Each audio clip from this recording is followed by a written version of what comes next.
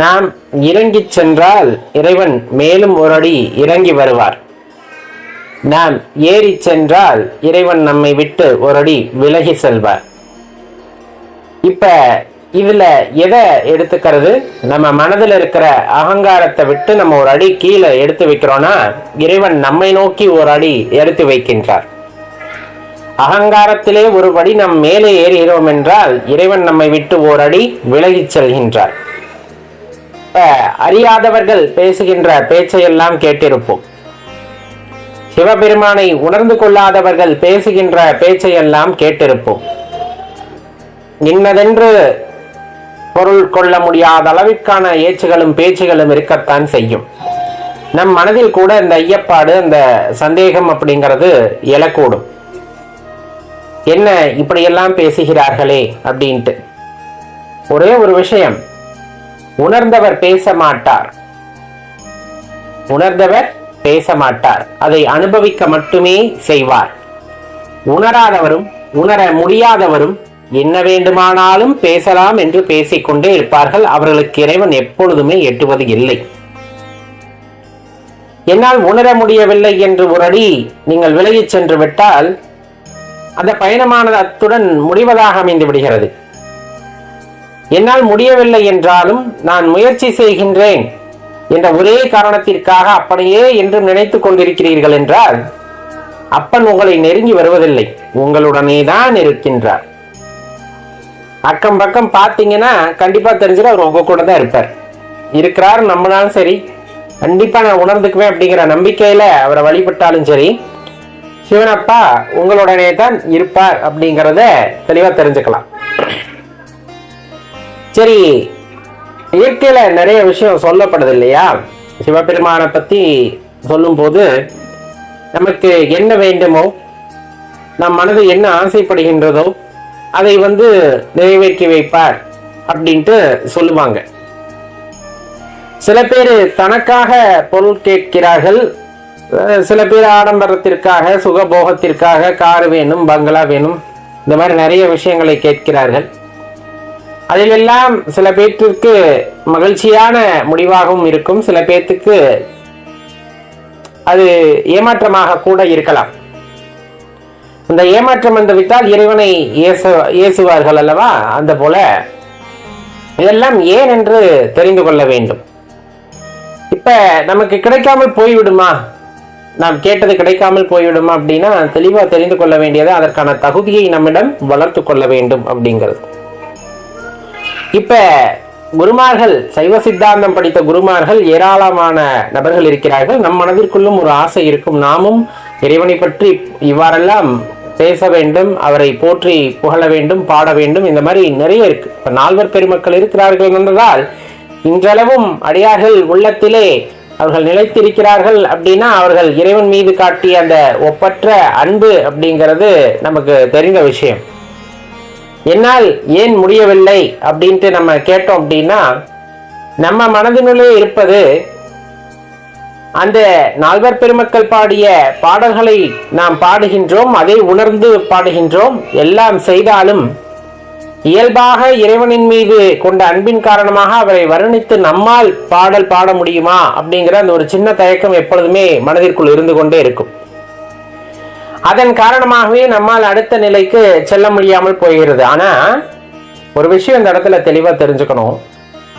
நீங்க இறைவனை வர்ணித்து பாட வேண்டும் என்று ஆசை கொண்டால் அல்லது பேச வேண்டும் என்ற ஆசை மனதினிலே கொண்டு அதை உருவகித்துக் கொண்டால் இறைவன் வார்த்தைகளை எடுத்து தருகின்றார், வார்த்தைகளை எடுத்து தருவார்.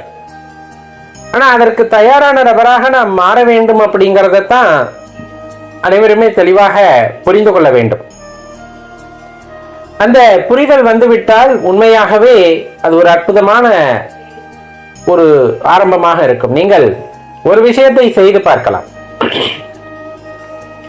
இப்ப நமக்கு இறைசக்தி கிடைப்பது அப்படிங்கிறது, இறைவனின் அருள் கிடைப்பது அப்படிங்கிறது ஒரு பக்கம் இருக்கட்டும். அடியனுடைய சின்ன விண்ணப்பம், அடியன் இதை பரிசோதித்தும் பார்த்திருக்கின்றேன், நல்லபடியாக நடக்கிறது. நமக்கு இலக்கு அப்படின்னு ஒண்ணு இருக்கும் வாழ்க்கையில, அது சொந்த இலக்கு அப்படிங்கிறத விடுங்க, அது ஒரு பக்கம் இருக்கட்டும். இப்ப அருகாமையில சிவாலயங்கள் நிறைய இருக்கும். ஏன்னா நம்ம மன்னர்கள் எல்லாம் தெளிந்தவர்கள், அதுவும் யோகியர்கள் ஞானியர்கள் எல்லாம் சிவாலயங்களை ஆங்காங்கே பிரதிஷ்டை செய்து வைத்திருக்கிறார்கள். எப்படியாவது யார் கண்ணிலாவது பட்டால் அவர்களுக்குள் அதை பற்றி தேடுதல் எழ வேண்டும் என்ற காரணத்திற்காகவே பார்க்கின்ற இடமெல்லாம் சிவாலயங்களாக கட்டினார்கள். அதுல இன்னைக்கு பல சிவாலயங்கள் இருந்த இடம் தெரியாம மறைந்து விட்டது அப்படின்னு சொல்லலாம். இறைவன் மறைத்தல் என்னும் தொழிலையும் செய்பவர் தானே. மறைந்து விட்டது அப்படின்னு சொல்லலாமா? சில அந்த மறையக்கூடிய நிலையில் இருக்கிறது அப்படின்னு சொல்லலாம். அந்த மறையக்கூடிய நிலையில் இருப்பதை நீங்கள் பார்த்திருப்பீர்கள், ஆலயங்களை பார்த்திருப்பீர்கள். இப்ப நம்ம அடியேன் உங்களிடம் வைக்கின்ற வேண்டுதல், இப்ப அந்த ஆலயங்களை பார்த்தால் உங்களுக்கு என்ன தோன்றும்? மனசாட்சியை தொட்டு யோசிச்சு பாருங்க. ஒரு சிதைந்த ஆலயம் இருக்கிறது, சிவாலயம் இருக்கிறது, இல்ல பெருமாள் ஆலயம், நீங்கள் எது வேணாலும் எடுத்துக்கலாம். ஏன்னா எல்லாருமே உருவங்கள் வேறாக இருந்தாலும் இறைவன் அப்பன் ஈசன் தானே. இப்ப அதை பார்த்ததுமே என்ன உங்களுக்கு தோணும் அப்படிங்கிறத நீங்களே கேட்டு பாருங்களேன். பெரும்பாலுமான நபர்கள், அடியார் பெருமக்களாக இருந்தாலும் சரி, இயல்பான ஒரு தெய்வீக நாட்டமுடையவர்களாக இருந்தாலும் சரி, உடனே அவர்கள் எண்ணத்திற்கு வருவது இது எல்லாம் சிவனின் திருவிளையாடல் அப்படின்ட்டு. கண்டிப்பா அவருடைய திருவிளையாடல், அதுல எந்த மாற்று கருத்துமே இல்லை. கால நேரம் வரும்போது எல்லாம் மீண்டு வரும் அப்படிங்கிறது மனதில் தோன்றும். அடுத்தபடியாக தோன்றுவது, இதை காப்பாற்ற யாராவது வரமாட்டார்களா, வந்தால் நாம் முன் சென்று உதவலாமே அப்படிங்கிற அந்த ஒரு எண்ணம் இயல்பாகவே எழும். அப்படி உங்களுக்குள் அந்த எண்ணமானது எழுந்திருக்கிறதா என்று யோசித்து பாருங்கள். இன்னும் சில பேர் யாராவது கட்டினா நல்லா இருக்கும் அப்படிங்கிறதோட சில பேர்த்தோட எண்ணங்கள் நின்று விடுகின்றன. இந்த இடத்தில் தான் நீங்கள் உங்கள் மனதின் ஒரு சக்தியை பரிசோதித்து பார்க்க வேண்டிய இடமாக நான் கருதுகின்றேன், அடியேன் கருதுகின்றேன். இப்ப என்னன்னா, நம்மளுக்கு பெரும்பாலும் தோணுவது யாராவது வரமாட்டார்களா, யாராவது செய்ய மாட்டார்களா அப்படிங்கிறத தாண்டி, நீங்கள் தியானத்தில் ஈடுபடுகிறீர்கள், இறைவனிடம் வேண்டுதலை வைக்கின்றீர்கள் அப்படிங்கும் போது ஒரு விஷயத்தை அழுத்தமா அந்த இடத்துல பதிய வைங்க. இந்த பிரபஞ்சத்திடம் அழுத்தமாக கேளுங்கள், இந்த இறைவனிடம் அழுத்தமாக கேளுங்கள். இந்த சிவாலயத்தை அல்லது இந்த ஆலயத்தை மீட்கப் போவது அடியேனாகத்தான் இருப்பேன். இந்த ஆலயத்தை மீட்கப் போவது அடியேனாகத்தான் இருப்பேன். இதற்கான தேவைகளை யாவும் நான் பூர்த்தி செய்து தருவேன். அடியேன் நான் அப்படிங்கிற அந்த அகங்காரம் இல்லாமல் உள்ளிருக்கின்ற அந்த ஆத்மஸ்வரூபமாக விளங்குகின்ற அடியேன் இதை செய்து முடிப்பேன், இதற்கு தேவையானவற்றை அடியேனே செய்வேன் அப்படிங்கிற அந்த எண்ணத்தை ஆழமாக பதிய வைத்து, அதை செய்வதாக பாவனை செய்து, அந்த கோயிலை கட்டுவதாக பாவனை செய்து, அந்த கோவிலுக்கு திருப்பணி செய்வதாக பாவனை செய்து, அந்த கோவிலுக்கு என்ன தேவையோ அதை அடியேன் செய்வதாக பாவனை செய்து கொள்ளுங்கள். நீங்கள் செய்வதாக பாவனை செய்து கொள்ளுங்கள். அதுக்கு உருவேற்றுங்கள். மந்திரம் சொல்ல சொல்ல அந்த மந்திரத்திற்கான வலிமை அதிகமாகும் அப்படின்னு சொல்லுவாங்க. பஞ்சாட்சர மந்திரத்தை சொல்லும் போது கண்டிப்பா அதை நீங்கள் தொடர்ந்து சொல்லிக் கொண்டே இருக்கிறீர்கள் என்றால் அதற்கான ஆற்றலானது அதிகமாகும் உங்களிடம் அப்படின்ட்டு குறிப்பிடப்படும். அதே போலதான் இப்ப நம்ம சொல்றதும், மனதிலே ஒரு அழுத்தத்தை உண்டாக்குகிறீர்கள், அதை மீட்க வேண்டும் என்ற அழுத்தத்தை உண்டாக்குகிறீர்கள், அதற்கு உருவம் கொடுக்கிறீர்கள். உருவம் எப்படி இருக்கணும் அப்படிங்கிறத மனதிற்குள்ளே கற்பனையாக பாவனை செய்து அதற்கு உருவத்தை கொடுக்க போகிறீர்கள். பின் அதற்கு உயிர் கொடுக்க போகிறீர்கள். அதை நீங்கள் செய்ததாக உயிர் கொடுக்க போகிறீர்கள். இதை தொடர்ந்து செய்து பாருங்கள். இதை தொடர்ந்து செய்து பாருங்கள். தினமும் காலையில் எந்திரிச்சு தியானம் செய்கின்றோம், ஜபம் செய்கின்றோம், எது செய்தாலும் சிவபெருமானை எண்ணிக்கொண்டு அருகாமையிலே இருக்கக்கூடிய அந்த ஆலயத்தை பற்றி நீங்கள் பாவனை செய்து அதை மீட்டு கொண்டு வருவதாக உங்கள் மனதிலே ஆழமான அந்த ஒரு நம்பிக்கையை ஏற்படுத்தி அதற்கு உயிரோட்டத்தை கொடுத்து பாருங்கள். கண்டிப்பாக நடக்கும், கண்டிப்பாக நடக்கும்.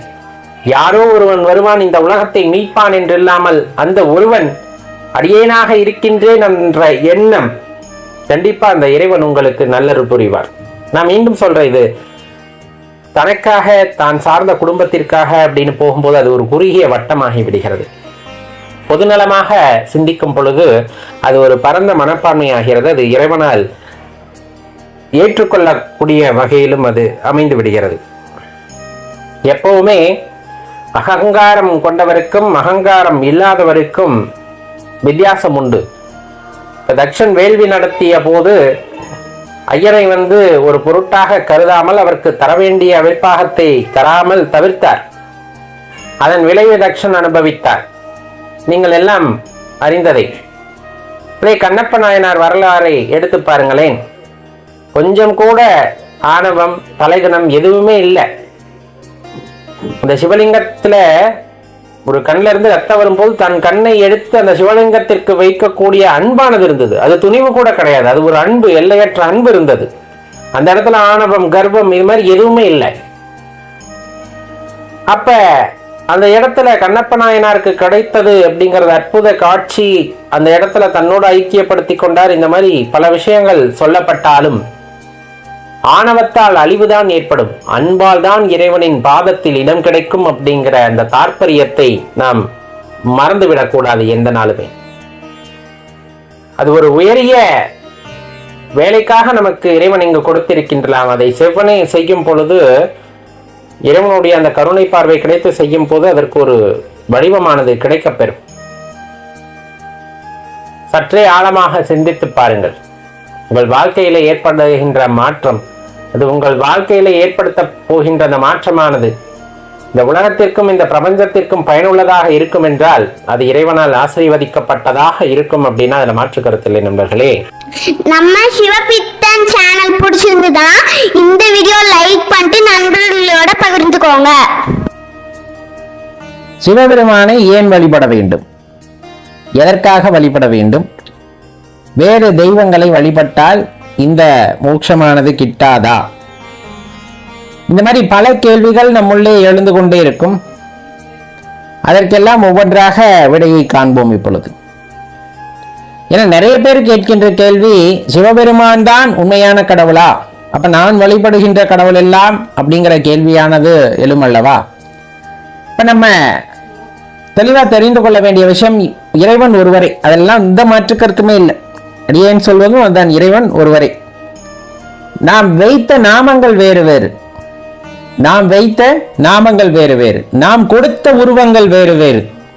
இப்படி இருப்பார் இப்படி இருப்பார்னு அவரவர் எண்ணத்திற்கு ஏற்றால் போல, அவர் செய்த பாவனைக்கு ஏற்றாற் போல, அவர் பெற்ற அனுபவத்தின் காரணமாக இறைவனுக்கு நாம் கொடுத்த உருவங்கள் வேறு வேறு, அவருக்கு கொடுத்த திருநாமங்கள் வேறு வேறு. என்னதான் 1000 திருநாமங்கள் இருந்தாலும், என்னதான் உத்தமமான உருவங்கள் பல்லாயிரம் இருந்தாலும், அந்த ஆற்றல் முழுவதும் யாரைத்தான் குறிக்கிறது என்றால் ஏக இறைவனாம் அந்த பரம்பொருளையே குறிக்கின்றது, அந்த சிவபெருமானையே குறிக்கின்றது அப்படின்னு நம்ம சொல்லலாம். இப்போ நான் சொல்றேன், நான் சிவபெருமான், அடியேன் சிவபெருமான் என்று உரைக்கிறேன் என்றால், நீங்கள் உணர்ந்தது போல அவருக்கு என்ன உருவம் கொடுத்து பாவனை செய்தீர்களோ அவர்களுக்கு அந்த உருவத்தை கொடுத்து அந்நாமத்தை கொடுத்தாலும் அது இறைவனைத்தான் சென்றடைகிறது அப்படிங்கிறத தெளிவா தெரிஞ்சுக்கணும்.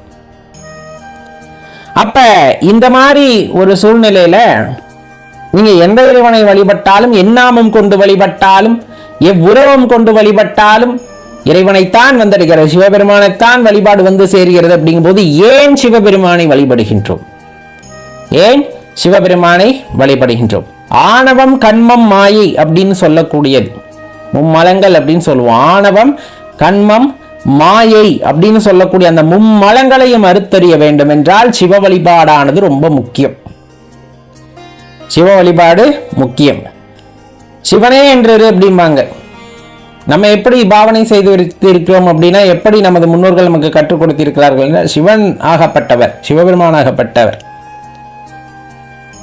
ஒரு அளப்பரிய ஆற்றல், அளப்பரிய ஆற்றல், எதற்கும் சலனம் கொள்ளாதவர், தனக்கு வேண்டும் வேண்டாம் அப்படிங்கிற விருப்பு வெறுப்போடு இல்லாதவர். அவருடைய பெருமைகளை எடுத்து கூறிக்கொண்டே செல்வார்கள். அவர்களுக்கென்று உறவு என்று ஏதேனும் இருக்கிறதா? தனித்து கிடையாது. அடியார் கூட்டம்தான் அவருக்கு உறவுகள். தன்னை எண்ணி பார்த்தாலே, தன்னை நாடி வந்தாலே தன் குழந்தைகள் அப்படின்லாம் இல்லை. தன்னை எண்ணி பார்த்தாலும் எண்ணி பார்க்காவிட்டாலும், தன்னை நாடி வந்தாலும் தன்னை நாடி வராவிட்டாலும், தன்னை நிந்தித்தாலும் தன்னை ஏசினாலும் என் குழந்தை அப்படிங்கிற அந்த ஒரு பேராற்றல் எண்ணுகிறது என்றால் அது சிவபெருமானின் கருணை. என்னை வழிபட்டால் தான் மோட்சம் கிடைக்கும், என்னை வழிபட்டால் தான் பாவம் தீரும் என்று சொல்கின்ற இறைவன் அல்ல. ஏனால் இறைவன் அந்த பாகுபாடை யாரிடமும் பார்ப்பதில்லை. இறைவனாகப்பட்டவர் இந்த பாகுபாடை யாரிடமும் பார்க்க மாட்டார். அப்படி பாகுபாடு பார்த்தால் அவர் இறைவனா? சிவபெருமான் யாரிடமும் அந்த பாகுபாடை பார்ப்பதில்லை. மனிதர்களுக்கு மட்டும்தான், ஆனா அதுவும் கிடையாது. மனிதர்களுக்கு மட்டும்தான் அந்த உயரிய அருள் கிடைக்கிறதானா அதுவும் கிடையாது. நீ இந்த பூமியில புல்லா பிறந்தாலும் சரி, புழுவா பிறந்தாலும் சரி, செடி கொடியா பிறந்தாலும் சரி, மலை மகுடா இருந்தாலும் சரி, கல்லா இருந்தாலும் சரி, கடியா இருந்தாலும் சரி, எல்லா பொருட்களிலுமே நிறைந்திருக்கின்ற சர்வேஸ்வரன் அனைத்தையும் ஒன்றாகத்தான் பார்க்கிறார். தன் படைப்பல்லவா, தான் படைத்தவை அல்லவா? அதிலே மனிதன் மட்டும் எவ்வாறு உயர்ந்தவனாகின்றார்? ஆனா மனிதனுக்கு ஒரு உயரிய ஆற்றலை அவர் கொடுத்திருக்கிறார். மனிதன் உயர்ந்தவன் அல்ல, மனிதனுக்கு உண்மையை உணரக்கூடிய ஆற்றலை கொடுத்திருக்கின்றார். மிருகங்களுக்கு இருக்காது அப்படின்னு நம்மளால சொல்ல முடியாது. ஏன்னா நாம் மிருகமாக இருந்து சிந்தித்தது இல்லை. மிருகம் எப்படியெல்லாம் சிந்திக்கும் என்று தெரியும், ஆனால் அதன் உள்ளுணர்வுகளை நாம் உணர்ந்து கொள்ள முடியாது. அதனால நம்ம மனிதர்களை பற்றி மட்டும் பேசினோம். ஏன்னா நம்மளுக்கு தெரியும்ல, நம்ம அளப்பரிய ஆற்றலை பெற்றுள்ளோம். நமக்கு பல வாய்ப்புகளை இறைவன் நல்கி இருக்கிறார். அதிலே ஒன்றுதான் இந்த பேரறிவு அப்படின்னு சொல்லக்கூடியது. அறிவு அப்படிங்கிற பெரும் சுடர், அறிவின் ஸ்வரூபமாகவே விளங்குகின்ற இறைவன் சிந்திக்கக்கூடிய ஆற்றலை மனிதனுக்கு கொடுத்திருக்கின்றார். சாதாரணமா சிந்தித்தல்ல, எனக்கு சோறு வேணும், உடை வேணும், உணவு, அப்படியெல்லாம் இல்லை. இந்த பிரபஞ்சத்திலே நிறைந்திருக்கக்கூடிய ஆற்றல்களை பகுத்தாய்ந்து பார்க்கக்கூடிய ஆற்றலையும் கொடுத்திருக்கின்றார். கண்ணால் பார்க்கின்றோம், பல விஷயங்களை நாம் கண்ணால் பார்க்கின்றோம். காதுகளால் கேட்கின்றோம், பல ஓசைகளை நாம் காதுகளால் கேட்கின்றோம். தொட்டு உணர்கின்றோம், பல பொருட்களை நாம் தொட்டு அதனுடைய ஆற்றலை உணர்கின்றோம். இதெல்லாம் பார்ப்பதற்கும் கேட்பதற்கும் தொட்டு உணர்வதற்கு மட்டுமல்ல, அதில் உள்ள உண்மையை ஆராய்ந்து அறியக்கூடிய அறிவையும் நமக்கு கொடுத்திருக்கின்றார். நீ பார்ப்பதெல்லாம் உண்மையல்ல, நீ பார்க்காததெல்லாம் பொய்யும் அல்ல என்று தெரிந்து கொள் என்கின்ற அந்த அளப்பெரிய அந்த உண்மையை நமக்கு எடுத்து கூறுவதாக இறைவன் எப்பொழுதுமே நம்முள் இருந்து சொல்லிக் கொண்டே இருப்பார். எப்பவுமே அதை சொல்லிக்கிட்டு தான் இருக்கிறார். நம்ம அதை கேட்கிறோமா அப்படிங்கறது தான் இந்த இடத்துல பெரிய கேள்வி. நாம் என்ன நினைத்துக் கொள்கின்றோம்? நான் பார்ப்பது உண்மை, நான் பார்க்காத இறைவனை எப்படி உண்மை என்று ஏற்றுக்கொள்வது? நாம் பார்க்காத இறைவனை எப்படி உண்மை என்று ஏற்றுக்கொள்வது அப்படிங்கிற கேள்வி அனைவருக்குள்ளும் இருக்கும். நாம் பார்க்கின்ற தலை உண்மை. இன்னும் சொல்ல போனா மூளையை கூட நம்ம பார்த்திடலாம், ஆனா நேரடியா யாருனாலையும் பார்க்க முடியல. அப்ப மூளை இல்லைன்னு சொல்லிட முடியுமா? கிடையாது. இல்ல, இறைவன் இருக்கின்றார், நம்மால் பார்க்க முடியவில்லை.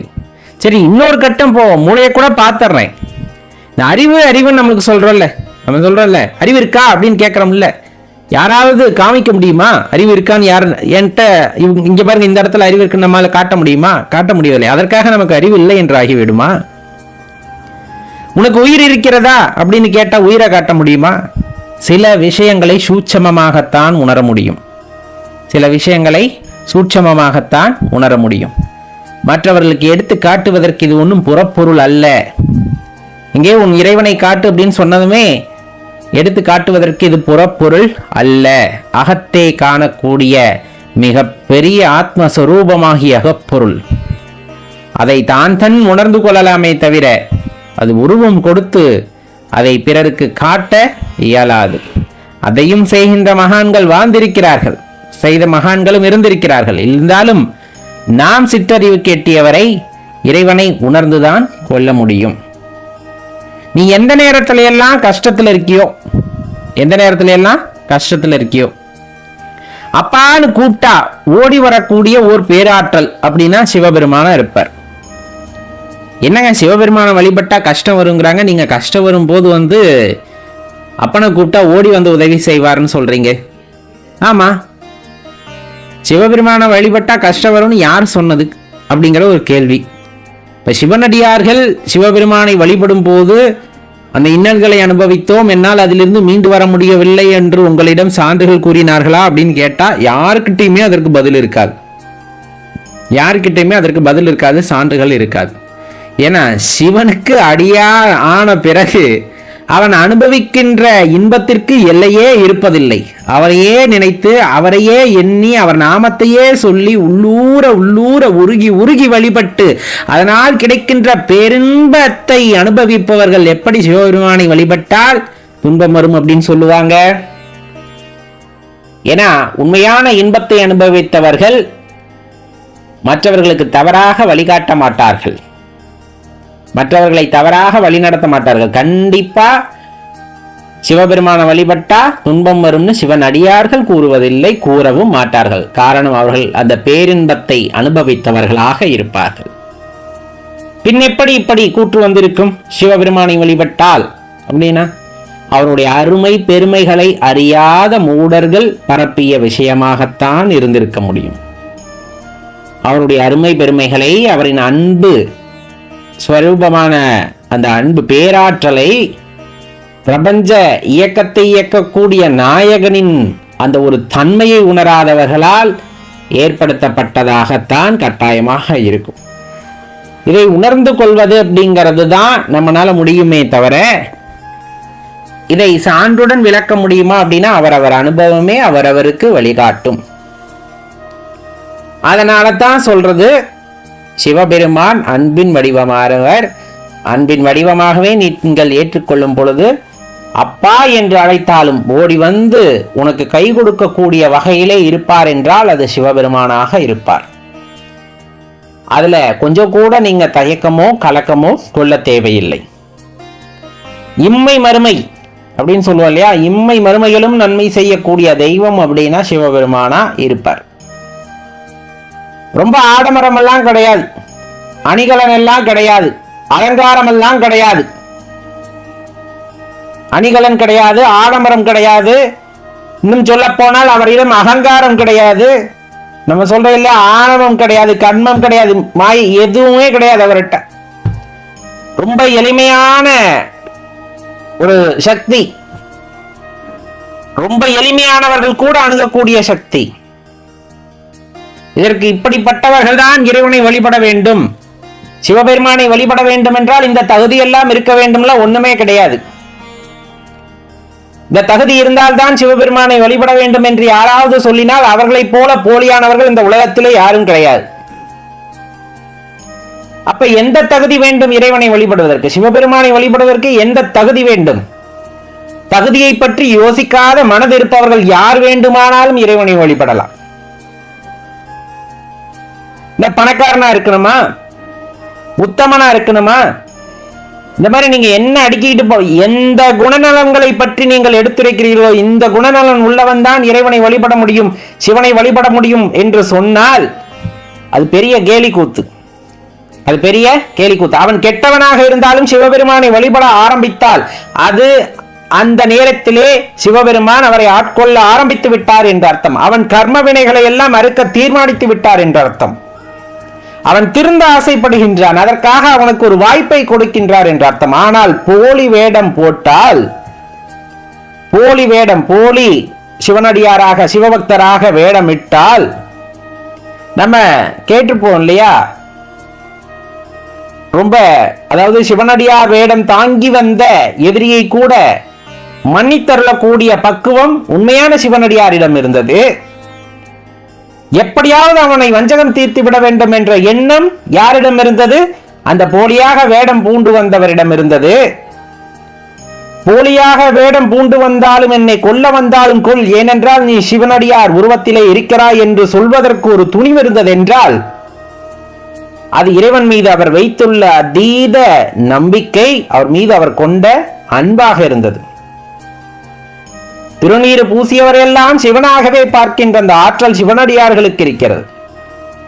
ஆனால் போலி வேடம் போடக்கூடாது, அது பேராபத்தாக முடியும். உண்மையான அன்புடன் யார் வேண்டுமானாலும் சிவனை வழிபடலாம், உண்மையான அன்புடன் யார் வேண்டுமானாலும் சிவனை வழிபடலாம். அப்ப நான் நல்லவனா திரும்பினதுக்கு அப்புறம் தான் இறைவனை வழிபடணுமா? உன் உள்ளம் நல்லதை நோக்கி செல்ல வேண்டும் என்று நினைத்து விட்டாலே, இந்த உலகத்திலே தர்மம் எது அதர்மம் எது அப்படின்னு கேட்டோம்னா உனக்கு அதர்மமாக தெரிவது இன்னொருவருக்கு தர்மமாக தெரியும். ஆனால் அன்பு என்பது அனைவருக்கும் ஒன்றாகத்தான் தெரியும், அன்பு என்பது அனைவருக்கும் ஒன்றாகத்தான் காட்சியளிக்கும். அப்ப அந்த அன்பின் வடிவமான சிவபெருமானும் அனைவருக்கும் சமமாகத்தான் காட்சியளிப்பார், அனைவரையும் சமமாகத்தான் பார்க்கக்கூடிய ஆற்றலிலே இருப்பார். அப்ப யார் சிவபெருமானை வழிபடலாம்? உன்னால் உண்மையான அன்பு செலுத்த முடிகிறதா? அந்த பேராற்றல் மீது உண்மையான அன்பை செலுத்த முடிகிறதா? உனக்கு சக ஜீவராசிகள் மீது உண்மையான அன்பு செலுத்த முடிகிறதா? நீ சிவனை வழிபடலாம். அணுவில் அணுவினை ஆதிப்பிரானை அணுவில் அணுவினை 1000 கூறிட்டு அணுவில் அணுவை அணுகவல்லார்க்கு அணுவில் அணுவை அணுகளுமாமே.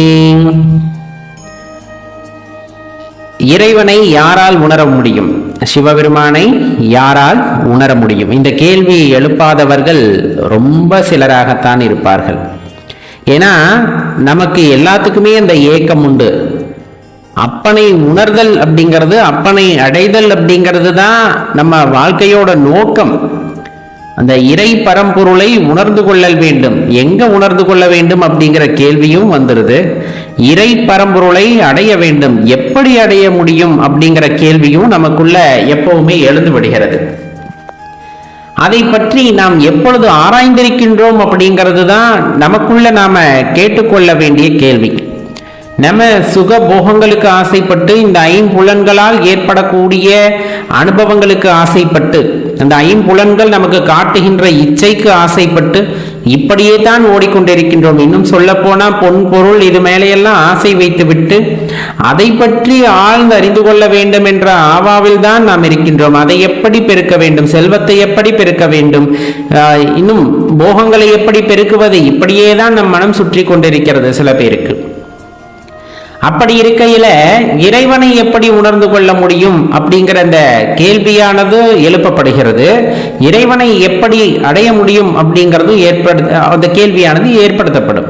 சரி, ஒரு விஷயத்தை அடிப்படையா நம்ம புரிந்து கொள்ள வேண்டும்.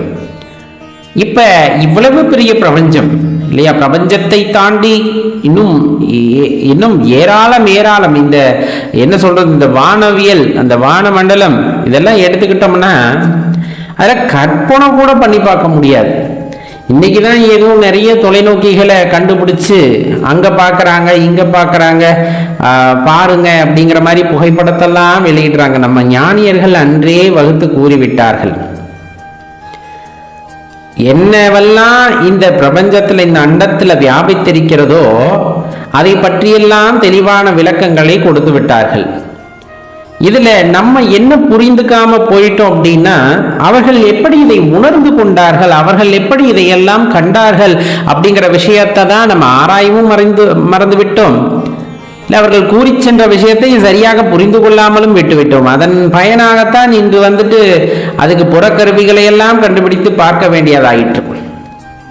நம்ம சித்த பெருமக்கள் நிறைய ஆராய்ச்சி, தன்னுள்ளே பல ஆராய்ச்சிகளை செய்து, தன்னுள்ளே இருக்கின்ற அந்த ஆன்மாவையெல்லாம் ஆராய்ந்து, அதில் ஒரு கூறாக இருக்கின்ற அந்த பரமாத்மாவை இனம் கண்டறிந்து அதனுடன் ஐக்கியமாயிருக்கிறார்கள் என்று நினைக்கும் பொழுது, அல்லது அதை தெரிந்து கொள்ளும் பொழுது, அறிந்து கொள்ளும் பொழுது, உண்மையாகவே நாம் எல்லாம் இன்னும் அந்த கொடுப்பனையை அனுபவிக்கவில்லையே அப்படிங்கிற ஏக்கமானது நமக்குள்ளே வந்து கொண்டுதான் இருக்கின்றது. சரி, எப்படிப்பட்டவர் இறைவன்? நீங்க எவ்வளவு பெரிய பொருளை பார்த்தாலும் அந்த பொருளை விட மிகவும் பெரியவர் இறைவன். இறைவனுக்கு இப்படியெல்லாம் விளக்கமே கொடுக்க கூடாது. இருந்தாலும் நாம் என்ன சொல்றோம்னா, நீங்க யாரை பெரிதாக நினைக்கின்றீர்களோ அதை விட பெரிதானவர் இறைவன். எந்த ஒரு பொருளை நீங்கள் மிகச் சிறியது என்று கூறுகிறீர்களோ அதை விட நுணுக்கமானவர் இறைவன். எது ரொம்ப இன்பம் தருவதாக நினைக்கின்றீர்களோ, புறப்பொருள்களில் எது இன்பம் உங்களுக்கு தருவதாக நினைக்கின்றீர்களோ அதை விட பலாயிரம் கோடி மடங்கு இன்பத்தை நல்க வல்லவர் சிவபெருமான்.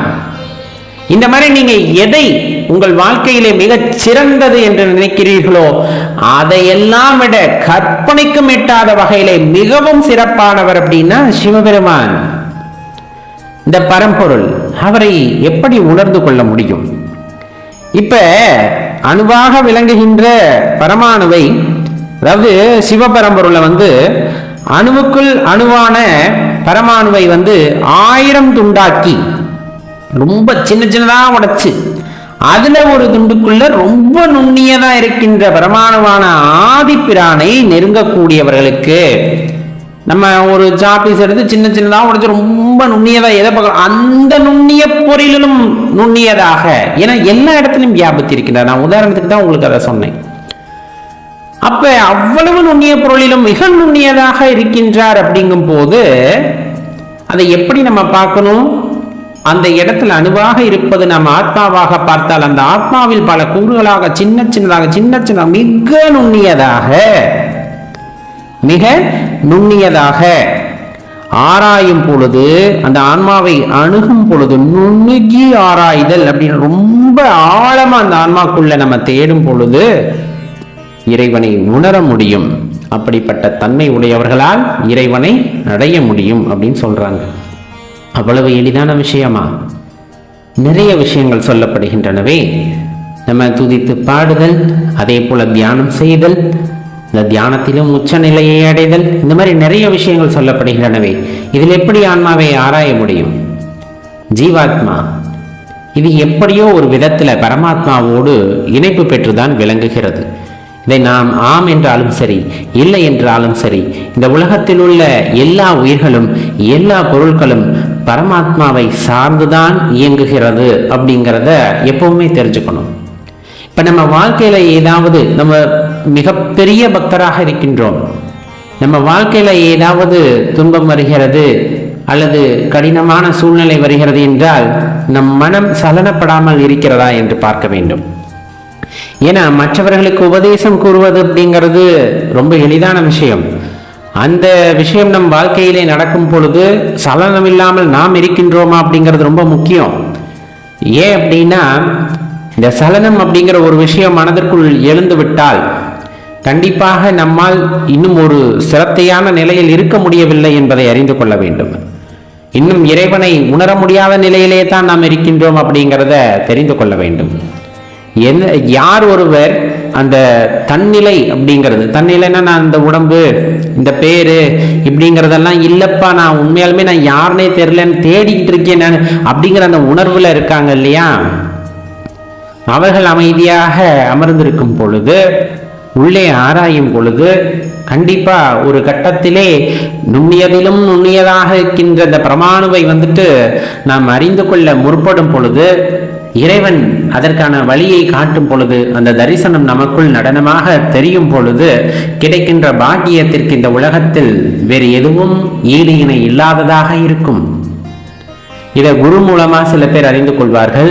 சில பேருக்கு இறையருள் நேராக கிடைத்து, பிறப்பிலே கிடைத்து, பூர்வ ஜென்ம பலன்களின் காரணமாக, கர்மத்தின் காரணமாக பிறப்பின் போதே அந்த வாய்க்க பெற்று அந்த அனுபவமானது அவர்களுக்கு கிடைக்கப் பெறுகிறது. இன்னும் சில பேர் இறைவனை மன்றாடி மன்றாடி கேட்டு, அவர்களை புகழ்ந்து பாடி, அவர்களையே நினைத்து ஆடி, இன்னும் இறைவனோடு இரண்டர கலந்து விட வேண்டும் என்ற அந்த ஏக்கம் வைராகியமாக மாறி, அவரையே துதித்து அவர் நாமத்தையே சொல்லி தனது வாழ்க்கையே கழித்து, அவருக்காகவே இந்த உடம்பையும் தானம் செய்வதற்கு கூட தயாராக, அல்லது அவருக்கு சமர்ப்பணம் செய்வதற்கு கூட தயாராக இருக்கின்ற நிலையிலும் கூட சில பேர் அறிந்து கொள்கிறார்கள். அப்போ ஒவ்வொரு நிலைகளில் ஒவ்வொருத்தர் இறைவன் அறிந்து கொள்கிறார்கள் இறைவனை. நுண்ணியதிலும் நுண்ணியது, நுண்ணியதிலும் நுண்ணியது அப்படின்னு சொல்லக்கூடிய, நம்ம எவ்வளவு சிறிதாக நினைக்கின்றோமோ அந்த அணுவிலும் அணுவானவர் இறைவன்.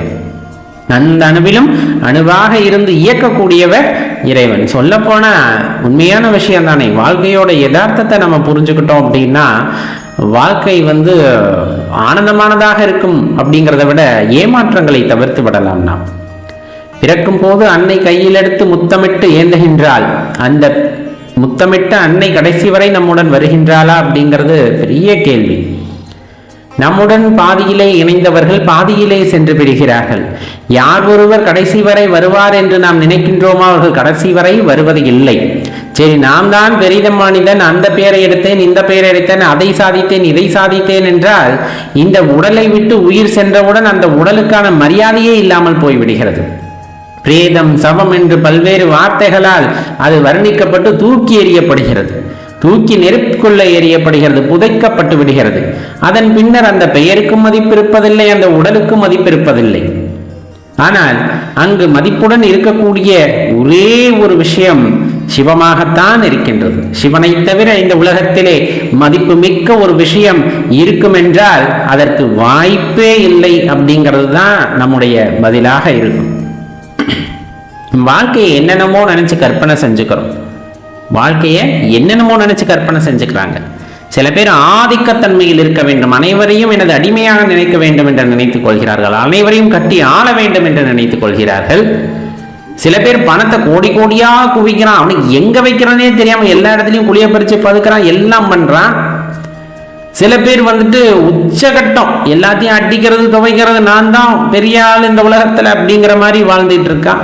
சில பேர் கொத்து கொத்தா மக்களை கொலை செய்ய கூட தயாராக இருக்கிறார்கள் ஒரு அந்த மாதிரி சண்டை என்ற பெயர்களில். இப்படியெல்லாம் யார் இருந்தாலும் சரி அவங்களோட ஆட்டம் அப்படிங்கிறது கொஞ்ச நாளைக்கு தான். அது இறைவன் கண் சிமிட்டுகின்ற நேரம். சொல்ல போனா கண்ணுன்னு இருந்தா அந்த சிமிட்டுகின்ற நேரம், இப்ப நம்ம சொல்ற நேரம். அவர்கள் எல்லாம் என்ன ஆனார்கள்? இந்த உலகத்திலே பல்லாயிரம் கோடி பேர் வாழ்ந்திருக்கலாம், இன்னும் பல லட்சம் ஆண்டுகளாக இந்த இயற்கை இயங்கிக் கொண்டேதான் இருக்கிறது. இதிலே நீ எந்த மூளைக்கு செல்ல போகின்றாய்? நீ ஆதிக்கத்தை செலுத்தினாலும், பிறரை அடிமைப்படுத்தினாலும், பிறரை நீ என்ன துன்பப்படுத்தினாலும் உன் பெயர் இந்த இடத்திலே நீடித்திருக்குமா என்றால் கிடையாது. அப்புறம் பிறகு எதற்கு இந்த ஆட்டம்? உன்னை மீறிய ஒரு சக்தி உண்டு. நீ ஏற்றுக்கொண்டாலும் சரி, கொள்ளாவிட்டாலும் சரி, இந்த இயற்கை அப்படிங்கிறத யாராலும் அசைத்துக் கொள்ள முடியாது. உன்னை மீறிய சக்தி, அந்த மீறிய சக்தி நம்ம பேசுறோமே தவிர அது என்னன்னு ஆராய்கிறோமா அப்படின்னா அதுதான் கிடையாது. ஏன்னா அதுக்கு நேரம் இல்லை, ஓடணும், ஓடியாரணும், சம்பாதிக்கணும், குடும்பத்தை பார்க்கணும், இந்த மாதிரி நிறைய விஷயங்களை நாம் ஏற்படுத்தி கொண்டு அந்த அருட்பெரும் சக்தியை, நம்மால் எண்ணி பார்க்க கூட முடியாத அந்த சக்தியை உணர்ந்து கொள்ள வேண்டும் என்ற நினைவு நமக்கு வருகிறதா அப்படிங்கிறதே பெரிய விஷயமா இருக்கு. தனக்கு நேர்ந்த ஒரு காரணத்தை எடுத்துக்கொண்டு இறைவன் இல்லை என்று வாதிடுபவர்கள் ஏராளம். இறைவன் இருந்திருந்தால் இது நடந்திருக்குமா அப்படின்னு கேட்கக்கூடியவர்கள் ஏராளம். நான் சொல்றது, இயற்கையில் நடக்கக்கூடிய நிகழ்வுகளை தடுப்பதற்கு இங்கு யாருக்கும் அதிகாரம் இல்லை. தன்னை இந்த உலகத்திலே பெரியவனாக காட்டிக்கொள்கின்றவர்கள் அந்த நிகழ்வுகளை தடுக்க முடியுமா? முடியாது. இறைவன் பற்றற்றவர். இந்த உலகத்திலே 1000 இன்னும் பல்லாயிரம் உயிரினங்கள் இருக்கின்றன. ஒரு உயிரினம் இன்னொன்னை கொன்றுதான் உயிர் வாழ்கிறது. அதற்கான கர்மாவை அது ஏற்றுக்கொள்கிறது. அப்படி நம் மனிதர்கள் என்ன நினைத்துக் கொள்கிறார்கள்? மனிதன் தான் இருப்பதிலே உயர்ந்தவன், அவனுக்கு ஏதாவது தீங்கு நிகழ்ந்து விட்டால் தான் இறைவனை திட்டுவார்கள். நம்ம பல உயிர் வதைய செய்து நாம் எல்லாம் பாவத்தை சேர்ப்பதில்லையா? அந்த உயிரினங்கள் யாரிடம் சென்று முறையிடும்? ஒவ்வொரு நாளாச்சுன்னா இன்னைக்கு பார்த்தா எல்லா கடையிலும் கூட்டமா நிக்கிறாங்க. எதுக்கு? பிற உயிரை கொன்று அதை உண்பதற்காக. அதெல்லாம் பாவமாக தெரியவில்லையா? அப்படி தண்டிக்க வேண்டும் என்றால் இறைவன் முதலில் உங்களைத்தானே தண்டிக்க வேண்டும். அப்படித்தானே அதுவும் நடந்து கொண்டிருக்கிறது. இயற்கை அதற்கான தண்டனையைத்தானே கொடுத்து கொண்டிருக்கிறது. பிற உயிர்களிலும் இறைவனை காண்கின்ற தாற்பயம், பிற உயிர்களையும் இறைவனாக காண்கின்ற அந்த தாற்பயம் நம்மிடம் வந்துவிட்டால் அன்பானது மேலோங்குகிறது. ஒரு உள்ளத்திலே அன்பு மேலோங்கும் பொழுது கண்டிப்பா என்ன நடக்கும் அப்படின்னா, அந்த இறையை உணர்ந்து கொள்ளக்கூடிய சந்தர்ப்பத்தை இறைவன் கொடுப்பார். அவ்வளவுதான் கொடுப்பார். உனக்கான வாய்ப்பை தான் இறைவன் ஏற்படுத்தி தருவார். அவருக்குமே உண்மையில பற்று இருக்காது. பற்று இருந்தால் அவர் இறைவனாக இருக்க மாட்டார். ஐயோ, என்னோட தீவிர பக்தன் அப்பா, அவன் என்னோட தீவிர பக்தன், அவனுக்கு இப்படி நேர்ந்து விட்டதே அப்படின்னு சலனப்பட்டால் அந்த இறைத்தன்மை அங்கு சென்று விடுகிறது. நடப்பது யாவும் நடந்து கொண்டே இருக்கும். இறைவனால் தீர்மானிக்கப்பட்டவை நடப்பவை யாவும் நடந்து கொண்டே இருக்கும். ஆனால் உனக்கான வாய்ப்புகளை இறைவன் ஏற்படுத்தி தருவார். உன் நிலையை நீ உணர்ந்து கொள்வதற்கான தன்மையை அவர் ஏற்படுத்தி தருகின்றார். உன்னுள் இருக்கின்ற அவரை உணர்ந்து கொள்வதற்கு உனக்கு அவர் வாய்ப்பை ஏற்படுத்தி தருகின்றார். நீ உணர்ந்து கொண்டாய் என்றால் நீ இணைந்து கொள்வதற்கான வாய்ப்பையும் தருகின்றார். ஐக்கியமாவதற்கான வாய்ப்பையும் வழியையும் காட்டுகின்றார். அப்படி அந்த வழியை ஏற்றுக்கொண்டால் நாம் அவருடன் இரண்டரை கலந்து விடலாம் என்பதுதான் ஞானியர்களின் கூற்று. அது எப்ப நடக்குமா? இந்த அணுவிலும் 1000 மடங்கு உடைத்து ரொம்பவும் சிறிதாக காணப்படுகின்ற அந்த சிறிய அணுவிலும் சிறிய அணுவாக இருக்கின்ற இறைவனை, அந்த பரமாணுவை அணுகக்கூடிய ஆற்றல் உடையவனுக்கு இறைவனை உணர்ந்து கொள்ளக்கூடிய தன்மை கிடைக்குமாம். அந்த ஆன்மாவுக்குள் அவ்வளவு சிறியதாக இருக்கின்ற அந்த இறைவனை உணர்ந்து கொள்வதற்கான தன்மை கிடைக்குமா? அந்த தன்மை கிடைக்க பெற்றவர்களுக்கு இறைவனை அடையக்கூடிய வாய்ப்பும் கிடைக்கும் அப்படிங்கிறது தான் சான்றோர்கள் கூற்று.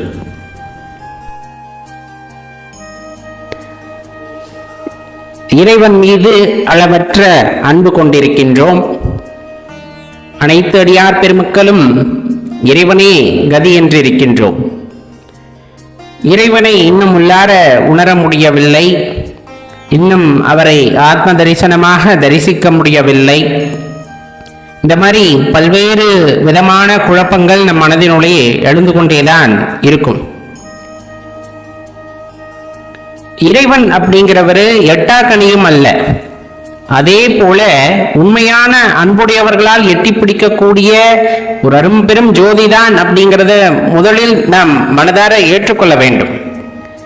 இப்ப உதாரணமா இந்த பெரிய பெரிய மலைகள் எல்லாம் இருக்கின்றன அல்லவா, இதெல்லாம் சிறு சிறு துகள்கள், மணல் துகள்களால் ஆனவை அப்படிங்கிறத நம்ம கூர்ந்து கவனிக்க வேண்டும். சின்ன சின்ன மணல் துகள்களாக சேர்ந்து காலப்போக்கிலே பாறையாகவும் மாறும். அதே பாறையானது காற்றின் அரிப்பின் காரணமாக சின்ன சின்ன மணல் துகள்களாகவும் மாறும். இதுல எந்த சந்தேகமும் நீங்கள் கொள்ள வேண்டாம்.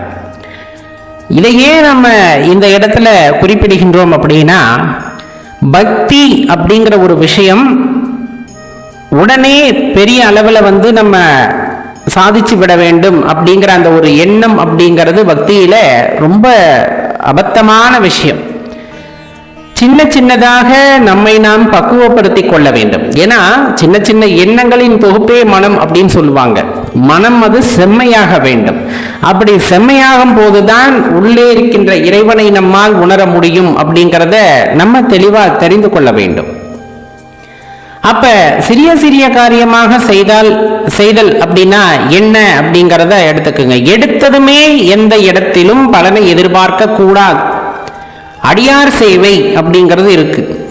அடியார் சேவை இறைவனுக்கு செய்யும் சேவை, இறைவனை மனதால் தியானித்தல், இறை நாமத்தை சொல்லிக் கொண்டிருத்தல், இறைவனை நினைத்து கொண்டே இருத்தல், இறைவனின் புகழை பாடுதல், இந்த மாதிரி எல்லா படிநிலைகளும் இருந்து கொண்டேதான் இருக்கின்றன.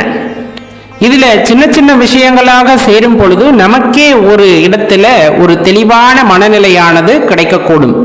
இந்த இடத்திலே நம்மால் நிலைத்து நிற்க முடியும் அப்படிங்கிற அந்த உறுதிப்பாடு கிடைக்கும். சில பேர் நல்ல இறைவனை நினைத்து பாடல்களை பாடிக்கொண்டே இருப்பார்கள். உருகி உருகி பாடுவார்கள். எப்படி பாடுவார்கள்? உருகி உருகி பாடுவார்கள். அவர்களை மறந்த நிலையிலே பாடுவார்கள். சில பேர் இறைவனை மனதில் நிறுத்தி கொண்டு அந்த நாட்டியம் பரதத்தை ஆடும் பொழுதும் சரி, இறைவனை நினைத்து ஆடும் பொழுதும் சரி, அப்படியே இறைவன் உள்ளிறங்கியது போல ஆடிக்கொண்டே இருப்பார்கள். அவர்கள் மட்டும்தான் அந்த இடத்திலே, அந்த இறைவன் மட்டும்தான் மனதிலே அந்த இடத்துல இருப்பார். இறைவனை பற்றி சிந்திக்கும் பொழுதும் அப்படித்தான். மற்ற எந்த எண்ணங்களுமே இருக்காது. அருகில் இருப்பவர்கள் கூப்பிட்டாலும் சரி, ஏதேனும் வேலைகள் எல்லாமே மறந்து போயிடும். எனக்கு என்ன சிந்தனை இருக்கிறது, சிவபெருமானுடைய சிந்தனை மட்டுமே இந்த சிந்தையில் நிலைத்திருக்கிறது அப்படிங்கிற மாதிரி அப்படியே உருகி போடுவாங்க. அவரை நினைத்து கொண்டே இருப்பார்கள். அவரை அப்படியே வர்ணித்துக் கொண்டு, அவர்களை உருவகப்படுத்திக் கொண்டே இறைவன் இறைவன் சிவன் சிவன் என்றே இருந்து கொண்டிருப்பார்கள். அப்ப இது எல்லாம் ஒரே நாள்ல வந்துடுமா? இது எல்லாமே ஒரே நாள்ல நமக்கு அகப்பட்டு விடுமா? இந்த மாதிரி தன்மை கிடைத்து விடுமா அப்படின்னு கேட்டோம்னா கண்டிப்பா கிடையாது. கண்டிப்பா கிடையாது. இறைவனால் ஆட்கொள்ளப்படும் வரையிலும் நம் சிந்தனைகள் வேறு வேறு போல இருக்கும். உலகத்தில் இருக்கிற எல்லா பொருட்களையும் தனது, தனக்கு, எல்லாமே என்னுடையது அப்படிங்கிற ஒரு அகங்காரம், அந்த மாயையில் அகப்பட்டு கொண்டு தீராத தாகம் ஏற்படும். தீராத தாகமும் எப்படி ஏற்படும் என்றால், ஒரு பொருள் கிடைத்து விட்டால் இறைவனிடம் சென்று கேட்கின்றோம், எனக்கு இது வேண்டும், இருந்தால் நல்லா இருப்பேன் அப்படின்னு கேட்கும்போது இறைவன் கொடுக்கிறார் என்றால் அதை வாங்கி கொண்டு திருப்தி அடைகிறோமா அப்படின்னா கண்டிப்பா கிடையாது. அந்த இடத்துல திருப்திங்கிற வார்த்தை அந்த இடத்துல இருப்பதில்லை. மாறா என்ன ஆயிடுது, இன்னும் வேணும் இன்னும் வேணும் அப்படிங்கிற அந்த எண்ணமானது மனதிற்குள் வர வர அந்த இடத்துல இறை பக்தி அப்படிங்கிற விஷயத்திற்கு ஒரு அர்த்தமே இல்லாமல் போய்விடுகிறது. இன்று ஆன்மீகம் அப்படின்னு சொன்னாலே அந்த உள்ளார்ந்த உணர்தல் அப்படிங்கிறத தாண்டி பல வடிவங்கள் அதற்கு கொடுக்கப்பட்டு விட்டன. பல வடிவங்கள் கொடுக்கப்பட்டு விட்டன. இதெல்லாம் ஆன்மீகம். இதெல்லாம் உண்மையாக தெரிந்து கொள்ள வேண்டும் என்றால் உன்னுள் இருக்கின்ற ஜீவனை தரிசிப்பதே உண்மையாக ஆன்மீகம். அதற்கு என்ன செய்ய வேண்டும் அப்படிங்கறத தான் நம்ம பார்க்கணும். அதுல முதல் படிநிலை புற வழிபாடு அப்படின்னு சொல்லக்கூடியது. நம்ம கண்ணால் பார்த்து இறைவனை வழிபடுதல் அப்படிங்கிறது. அதற்கு நம்ம பூஜை செய்யறோம், புனஸ்காரங்கள் செய்யறோம். இதெல்லாம் முதல் படிநிலை. அடுத்த படிநிலைக்கு வர வேண்டும். அந்த இடத்திலேயே நின்றுவிடக் கூடாது. அப்ப நம் கண்ணால் பார்க்கின்ற இறைவனுக்கு ஒரு உருவம் கொடுத்து அது அகத்திலே மனதிற்குள்ளே அதை பதிய வைத்து மனதிற்குள்ளே பூஜை செய்ய வேண்டும். மனதிற்குள் பூஜை செய்கின்ற ஆத்ம திருப்தி நமக்கு இருக்கிறதே, அதை எதாலும் ஈடு செய்ய முடியாது. ஏன்னா நம்ம கிட்ட பொண்ணு இருக்கும், பொருள் இருக்கும், கொடுக்க காசு இருக்கு. இப்ப கோவில்ல போயிட்டு நம்மளால செய்ய முடியணும் அப்படின்னா கையில காசு வேணும். நம்ம ஒரு அபிஷேக பொருள் வாங்கி தர்றோம், ஆராதனைக்கு ஏதாச்சும் செய்யணும்னா கையில காசு வேணும். சில பேர் வச்சுக்கிட்டே இல்லைன்னு கூட தன்னை உருவப்படுத்திக் கொள்கிறார்கள். அதெல்லாம் வேற. நான் சொல்றது கொடுக்கின்ற மனப்பான்மை இருந்தாலும் கையில் காசு வேண்டும். கையில் காசே இல்லாவிட்டாலும் அக வழிபாடு செய்வதற்கு எதுவும் தேவையில்லை. உனக்குள் உண்மையான பக்தியும் உண்மையான அன்பும் இருந்தால் போதுமானது. அந்த உண்மையான அன்பு இருக்கின்ற இடத்துல இறைவன் எதையும் எதிர்பார்ப்பதில்லை. நீ அபிஷேகம் பண்ண வேண்டாம், ஆராதனை பண்ண வேண்டாம், ஆடம்பரமாக சில செலவுகளை செய்ய வேண்டாம். உன்னோட உண்மையான அன்பை காட்டு. அகத்திலே உனது தூய மனதிலே வந்து அமர்ந்து விட்டால் அந்த பூஜைக்கு ஈடு இணை இந்த உலகத்துல வேற எதுவுமே கிடையாது. சிவபெருமான் வேற எதுவுமே எதிர்பார்க்கிறது இல்லை. உன் மனசை சுத்தப்படுத்திக் கொள்ளு, நான் வந்து அந்த இடத்துல அமர்ந்து கொள்வேன். நான் அமர்ந்த இடத்திலே நான் உனக்கு எப்படி வழிகாட்டுகின்றேன் என்றால், உண்மையான அன்பு என்றால் என்ன என்பதை நீ உணர்ந்து கொள்ளும் பொழுது மேலும் அன்புருவமாக உன்னை மாற்றுவது எனது கடமை அப்படிங்கறத அவர் அந்த இடத்துல உட்கார்ந்து ஆழமா நம்மளுக்கு சொல்லிக் கொடுப்பார். சிவபெருமான் அதற்கு ஆழமாக நமக்கு சொல்லிக் கொடுக்கின்றார். அப்ப புற பொருட்களின் மீது, புற வழிபாட்டின் மீது நாம் வைத்திருக்கின்ற அபிப்பிராயம் அப்படிங்கிறது உண்மைதான். அது ஆரம்ப காலகட்டத்திற்கு சரியானதாக இருக்கும். ஆனால் இன்னும் மேன்மையடைய வேண்டும் என்றால் புறத்திலே இருக்கக்கூடிய அந்த இறைவனின் உருவத்தை அகத்திலே அருவமாக கொண்டு செல்ல வேண்டும். அதுதான் ரொம்பவே உன்னதமான தன்மையாக இருக்கும். சிவபெருமானை அருவமாக பார்த்தல் அப்படிங்கிறது, அவரை அப்படி வழிபடுதல் அப்படிங்கிறது உத்தமத்திலும் உத்தமமாக இருக்கும் அப்படிங்கிறத நம்ம உணர்ந்து கொள்ள வேண்டும். இந்த இடத்துல உள்ளபடியே ஏற்றுக்கொள்ள வேண்டும். அவ்வளவு சிறப்பான வழிபாடு அப்படிங்கிறது. எந்த இடத்திலும் நம் எண்ணங்கள் அப்படிங்கிறது ரொம்ப முக்கியமான பங்கு வகிக்கின்றன. நம்ம வழிபாட்டு முறையிலே எண்ணங்கள் அப்படிங்கிறது ரொம்ப முக்கியமானது. நல்ல எண்ணங்களாக மனதிலே சேர வேண்டும். இன்னும் சொல்ல போனா நம்மளுடைய அக வழிபாட்டிலே எண்ணங்கள் குறைந்து மனமானது ஒருநிலைப்பட்டு இறைவனை தரிசிக்க வேண்டும் அப்படிங்கிறது தான் உத்தமம். நம்ம சொன்னாலே அக வழிபாட்டை ஆரம்பியுங்கள். அக வழிபாட்டை ஆரம்பிக்கணும்னா மனம் தூய்மையாக வேண்டும். மனம் தூய்மையாக வேண்டும்னா எண்ணங்கள் எல்லாம் தூய்மையானதாக இருக்க வேண்டும். அது இன்னும் ரொம்ப முக்கியமான விஷயம். எண்ணங்கள் எப்படி தூய்மையாகும் அப்படின்னா, நீங்க சிந்திக்கின்ற ஒவ்வொரு விஷயமும் பார்த்தீங்க அப்படின்னா மற்றவர்களுக்கு பயனுள்ளதாக இருத்தல் வேண்டும் அப்படிங்கிறத மனதில் வச்சுக்கணும். எந்த எண்ணமும் பிறரை கெடுக்க வேண்டும் என்றோ அதே போல பிறருக்கு துன்பம் நினைக்க வேண்டும் என்ற எண்ணத்தையோ நம் மனதிலே எப்பொழுதுமே உருவாக்கி கொள்ளுதல் கூடாது. புறத்தே பார்த்து பார்த்து பழகிவிட்டோம் இறைவனை, இருந்தாலும் அகத்தை உருவகப்படுத்த தெரிந்திருக்க வேண்டும். அந்த அகத்தை உருவகப்படுத்தி அவரை ஜோதியாக தரிசனம் செய்கின்ற அந்த பக்குவ நிலையானது நமக்கு கிடைத்து விட்டால் அதைவிட அரும்பெரும் பேரு எதுவும் இருக்க முடியாது. படிப்படியாக நாம் இறைவனை உணர்தல் வேண்டும். ஒரே நாள்ல எதுவுமே கிடைச்சிடாது இந்த உலகத்துல. இறைவன் நமக்கு வாழ்க்கையை பெரும் வாழ்க்கையாக கொடுத்திருக்கின்றார். பல படிநிலைகளாக கொடுத்திருக்கின்றார்.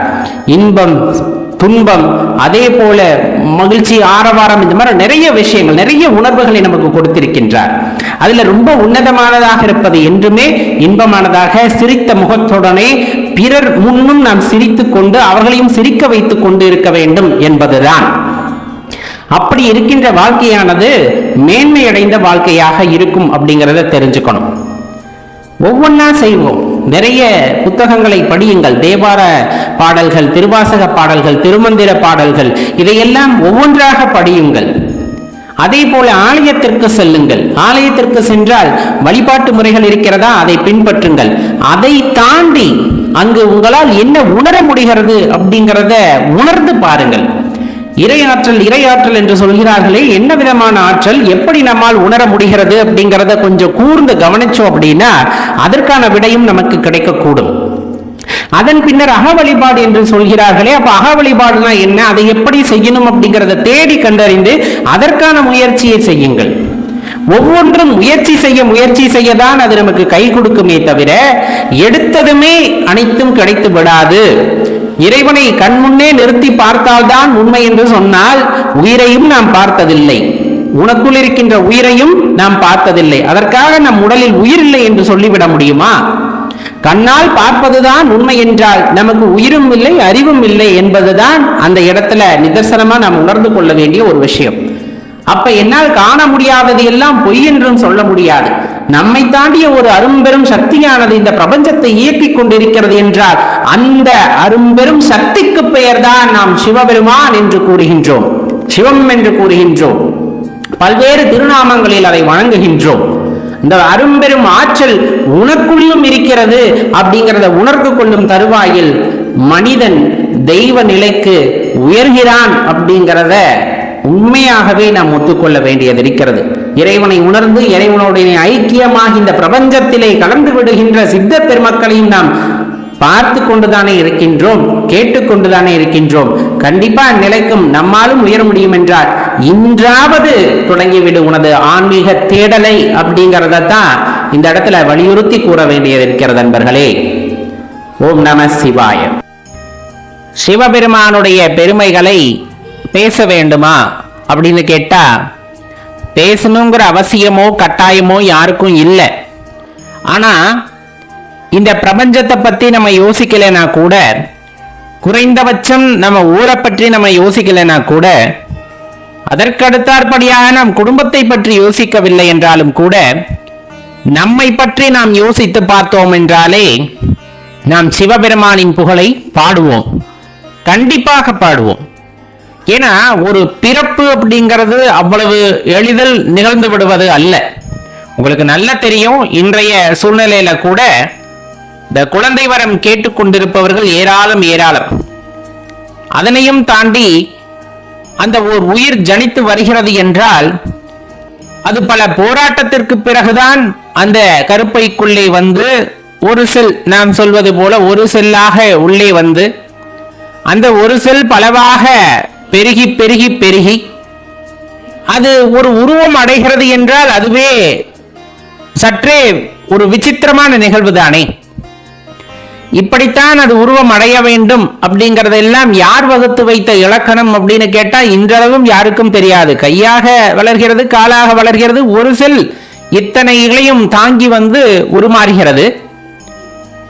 அத்தனை பிரச்சனைகளையுமே தாண்டி அந்த கரு வந்து ஒரு உயிராக மாறி அது இந்த பூவுலகளே அவதரிப்பது அப்படிங்கிறது, ஜனிப்பது அப்படிங்கிறது அதிசயத்திலும் அதிசயம் சொல்ல போன. அந்த 10 மாதம் தவமாக தவமிருந்து இந்த மானுட வாழ்க்கையை வாழ்வதற்காக ஒரு உயிர் இந்த பூமிக்கு வருகிறது என்றால் அது சாதாரணப்பட்ட விஷயம் அல்ல. அப்படி ஜனித்தவர்களில் ஒருவர் தான் நாம் அப்படிங்கிறத தெளிவா தெரிஞ்சுக்கணும். சரி, ஜனித்ததோடு முடிந்து விட்டதா? அதன் பிறகு உடலானது வளர்ச்சியடைந்து ஒரு குறிப்பிட்ட அளவிற்கு பின் சுருங்க ஆரம்பிக்கின்றது. சுருங்க ஆரம்பிக்கிறது என்றால் நாம் தோற்றத்தை சொல்கின்றோம்.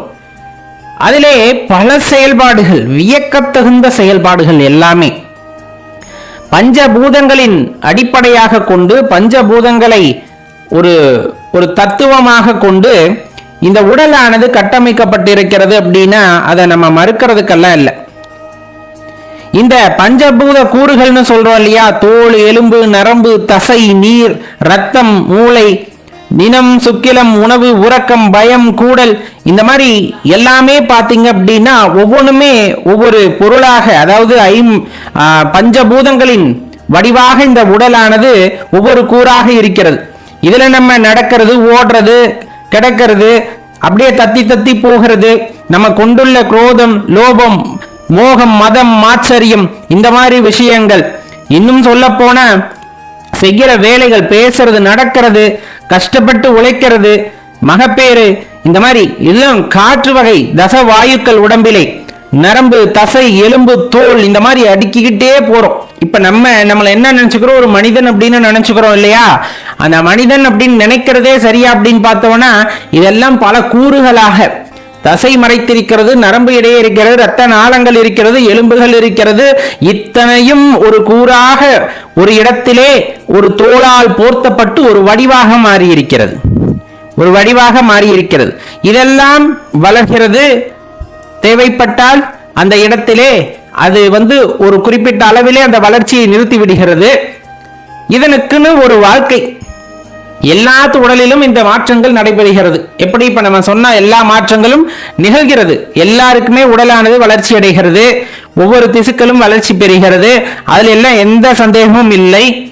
ஆனா எல்லாத்துக்கும் வாழ்க்கை முறை ஒரே மாதிரி இருக்கா அப்படின்னா அந்த வாழ்க்கை முறையானது ஒரே மாதிரி இல்லை, ஒவ்வொருத்தருக்கும் ஒவ்வொரு மாதிரி இருக்கிறது. அது இங்கு பிறக்கின்ற விலங்குகளாகட்டும் மனிதர்களாகட்டும் எல்லாமே சுகபோக வாசிகளாக இருப்பவர்களும் உண்டு, அந்த சுகங்களை கொஞ்சம் கூட கண்டறியாதவர்களாக இருப்பவர்களும் உண்டு, மத்தியமமான வாழ்க்கையை வாழ்பவர்களாகவும் உண்டு. இது மிருகத்திற்கும் பொருந்தும், மனிதர்களுக்கும் பொருந்துகிறது. இப்படிப்பட்ட வாழ்க்கை அல்லது இப்படியெல்லாம் அமைத்து, எப்படி எலும்பு நரம்பு இரத்த நாளங்கள் சதை அதுக்கு மேல ஒரு தோல் ஐம்புலன்கள் கண் காது மூக்கு இந்த மாதிரி எல்லாம் கை கால்களை எல்லாம் கொடுத்து ஒரு உருவமாக கொடுத்து அதில் உயிராக விளங்குகின்றவர் இறைவன். இந்த உடலுக்கு உயிராக விளங்குகின்றவர் சிவபெருமான்.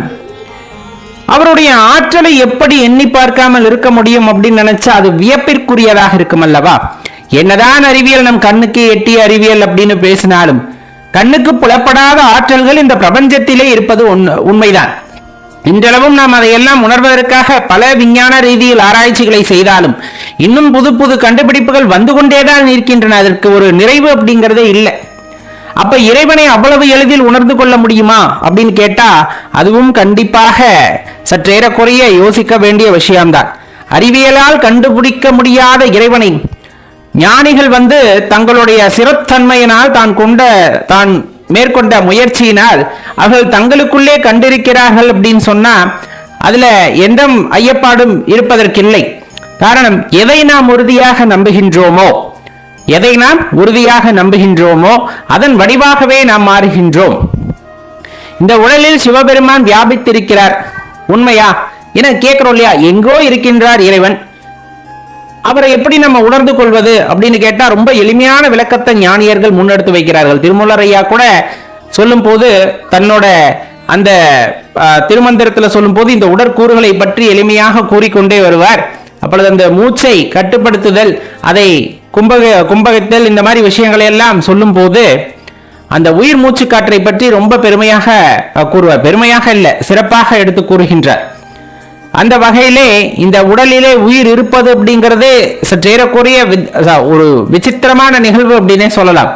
ஒவ்வொரு உடலிலும் ஒவ்வொரு வகையிலே அது தங்குகிறது. சில பேர் 100 வயது 150 வயது இருக்காங்க, சில பேர் 50-60 வயதுல போயிடறாங்க. ஏன் இந்த மாறுபாடு, அது இல்லாம ஏன் இந்த ஏற்றத்தாழ்வு அப்படின்னா நம்ம உடலிலே இருக்கின்ற இந்த மறைமுகமான பை, கர்மாவை சுமந்து வந்த பை, அதற்கு தகுந்தாற் போல இந்த உடல் இயக்கங்கள் எல்லாம் மாறுபடுகின்றன.